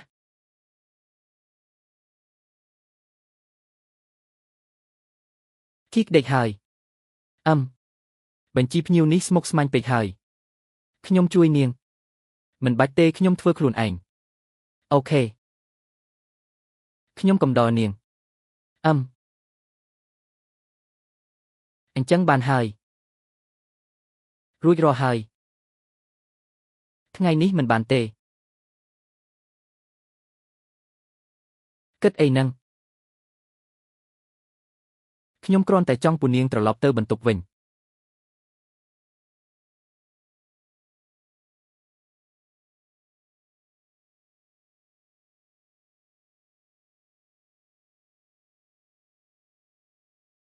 របាយការណ៍បន្ទាន់ដែលខ្ញុំឲ្យធ្វើពីថ្ងៃមុនរួចរាល់ឬនៅ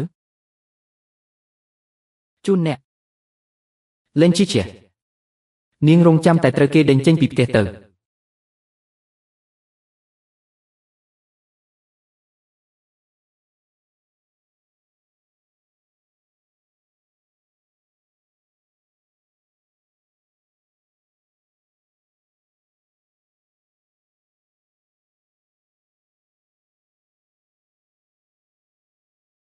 ឥឡូវនេះពិធីមង្គលការចាប់ផ្ដើមជាផ្លូវការហើយចាំសិនពិធីមង្គលការនេះមិនអាចបន្តបានទេ Jane Won King នាងចង់ធ្វើអីហ្នឹងប៉ាបងប្អូនទាំងអស់គ្នាខ្ញុំមិនមែនមករករឿងទេខ្ញុំមកដើម្បីលាតត្រដាងការពិតខ្ញុំមិនអាចបណ្ដោយឲ្យគ្រួសារយ៉នរបស់យើងត្រូវស្ត្រីបោកប្រាស់ម្នាក់នេះបោកប្រាស់បានទេមិនអាចឲ្យក្មេងដែលមិនដឹងប្រភពច្បាស់លាស់ខ្លាចជាអ្នកស្នងរត់ទៅគ្រួសារយ៉នរបស់យើងទេនិយាយផ្ដេសផ្ដាសចេញឲ្យឆ្ងាយទៅយ៉នឈើជានាងគឺជាអ្នកបោកប្រាស់ក្មេងដែលនាងនាំមកនេះមិនមែនជាកូនស្រីបង្កើតរបស់យ៉ែងនោះទេខ្ញុំមានភស្តុតាងច្បាស់លាស់ឈួតហើយពិតជាឈួតមែនជាងវ៉ាន់ឃីងខ្ញុំគិតថានាងពិតជាឈួតមែនហើយ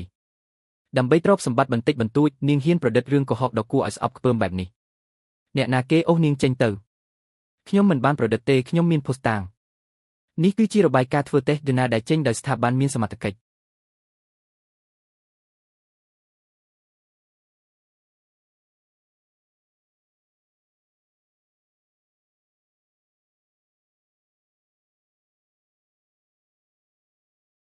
អ៊ំស្រីអ៊ំឯងនិយាយផ្ដេសផ្ដាសអីហ្នឹងសរសេរយ៉ាងច្បាស់ហើយគីគឺជាកូនស្រីបង្កើតរបស់បងប្រុសខ្ញុំអ្នកណាគេអូសនាងចេញទៅមិននឹងអាចទៅរួចលេងខ្ញុំប្រាប់មេធាវីឆេនឲ្យកែប្រែបណ្ដាំនឹងមូលនិធិគ្រួសាររបស់ខ្ញុំភ្លាម Jane Won King ខ្ញុំនឹងមិនឲ្យនាងទទួលបានទ្រព្យសម្បត្តិសូម្បីតែមួយសេនពីគ្រួសារយ៉ាងឡើយពិធីមង្គលការបន្តទៀតជឿជាតាមពិតមនុស្សស្រីយប់នោះគឺជានាងសោះឥឡូវនេះសូមកូនកំឡោះនិងកូនក្រមុំបដូរចិញ្ចៀនគ្នា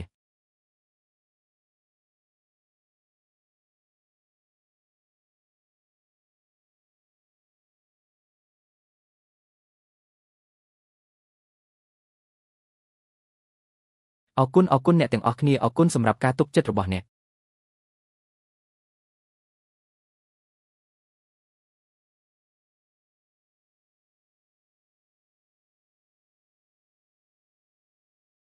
បញ្ជាក់ថាជាងម៉ូហែននិងស៊ូគីកមានទំនាក់ទំនងជីវសាស្ត្រដូច្នេះកូនយល់ទេយល់ហើយប៉ាគឺជាប៉ាបង្កើតរបស់គីកពិតជាឆ្លាតមែនប៉ុន្តែកូនតែងតែដឹងថាប៉ាគឺជាប៉ាបង្កើតរបស់គីក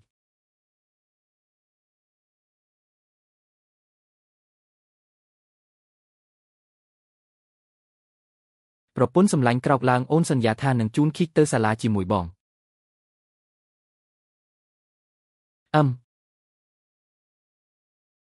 គីកឆាប់ញ៉ាំអាហារពេលព្រឹកទៅប្រយ័ត្នទៅសាលាយឺតម៉ាក់នៅក្នុងនេះអត់មានដំណាប់បាឡូបេរីដែលកូនចង់បានទេដំណាប់បាឡូបេរីរបស់គីកដំណាប់បេរីរបស់ប្រពន្ធសម្លាញ់អរគុណនេះអរគុណមិនអីទេម៉ាក់កូនរកកឹបសក់អត់ឃើញទេមួយនេះមែនទេមែនហើយអរគុណប៉ាមកនេះជារបស់បងអរគុណឥឡូវនេះអគ្គនាយកជាងរបស់យើងក៏គ្រប់គ្រងផ្នែកភស្តុភារដែរនោះគឺមានតួនាទីច្រើនប៉ាម៉ាក់ថ្ងៃនេះប៉ាម៉ាក់ជូនកូនទៅសាលាមែនទេមែនហើយយេចាំសិននៅទីនេះអរគុណហើយប្រធានផ្នែកភស្តុភារតោះក្រឡេកមើលទៅអតីតកាលអ្វីដែលខ្ញុំបានជួបប្រទះហាក់ដូចជាកំពុងសន្សំសំណាងដោយស្ងៀមស្ងាត់ គ្រាន់តែដើម្បីឈានមកដល់ព្រឹកដ៏ស្ងប់ស្ងាត់មួយនេះសូមឲ្យអ្នកទាំងអស់គ្នាអាចទទួលបានសុភមង្គលដែលជារបស់ខ្លួនឯងពិតប្រាកដអ្នក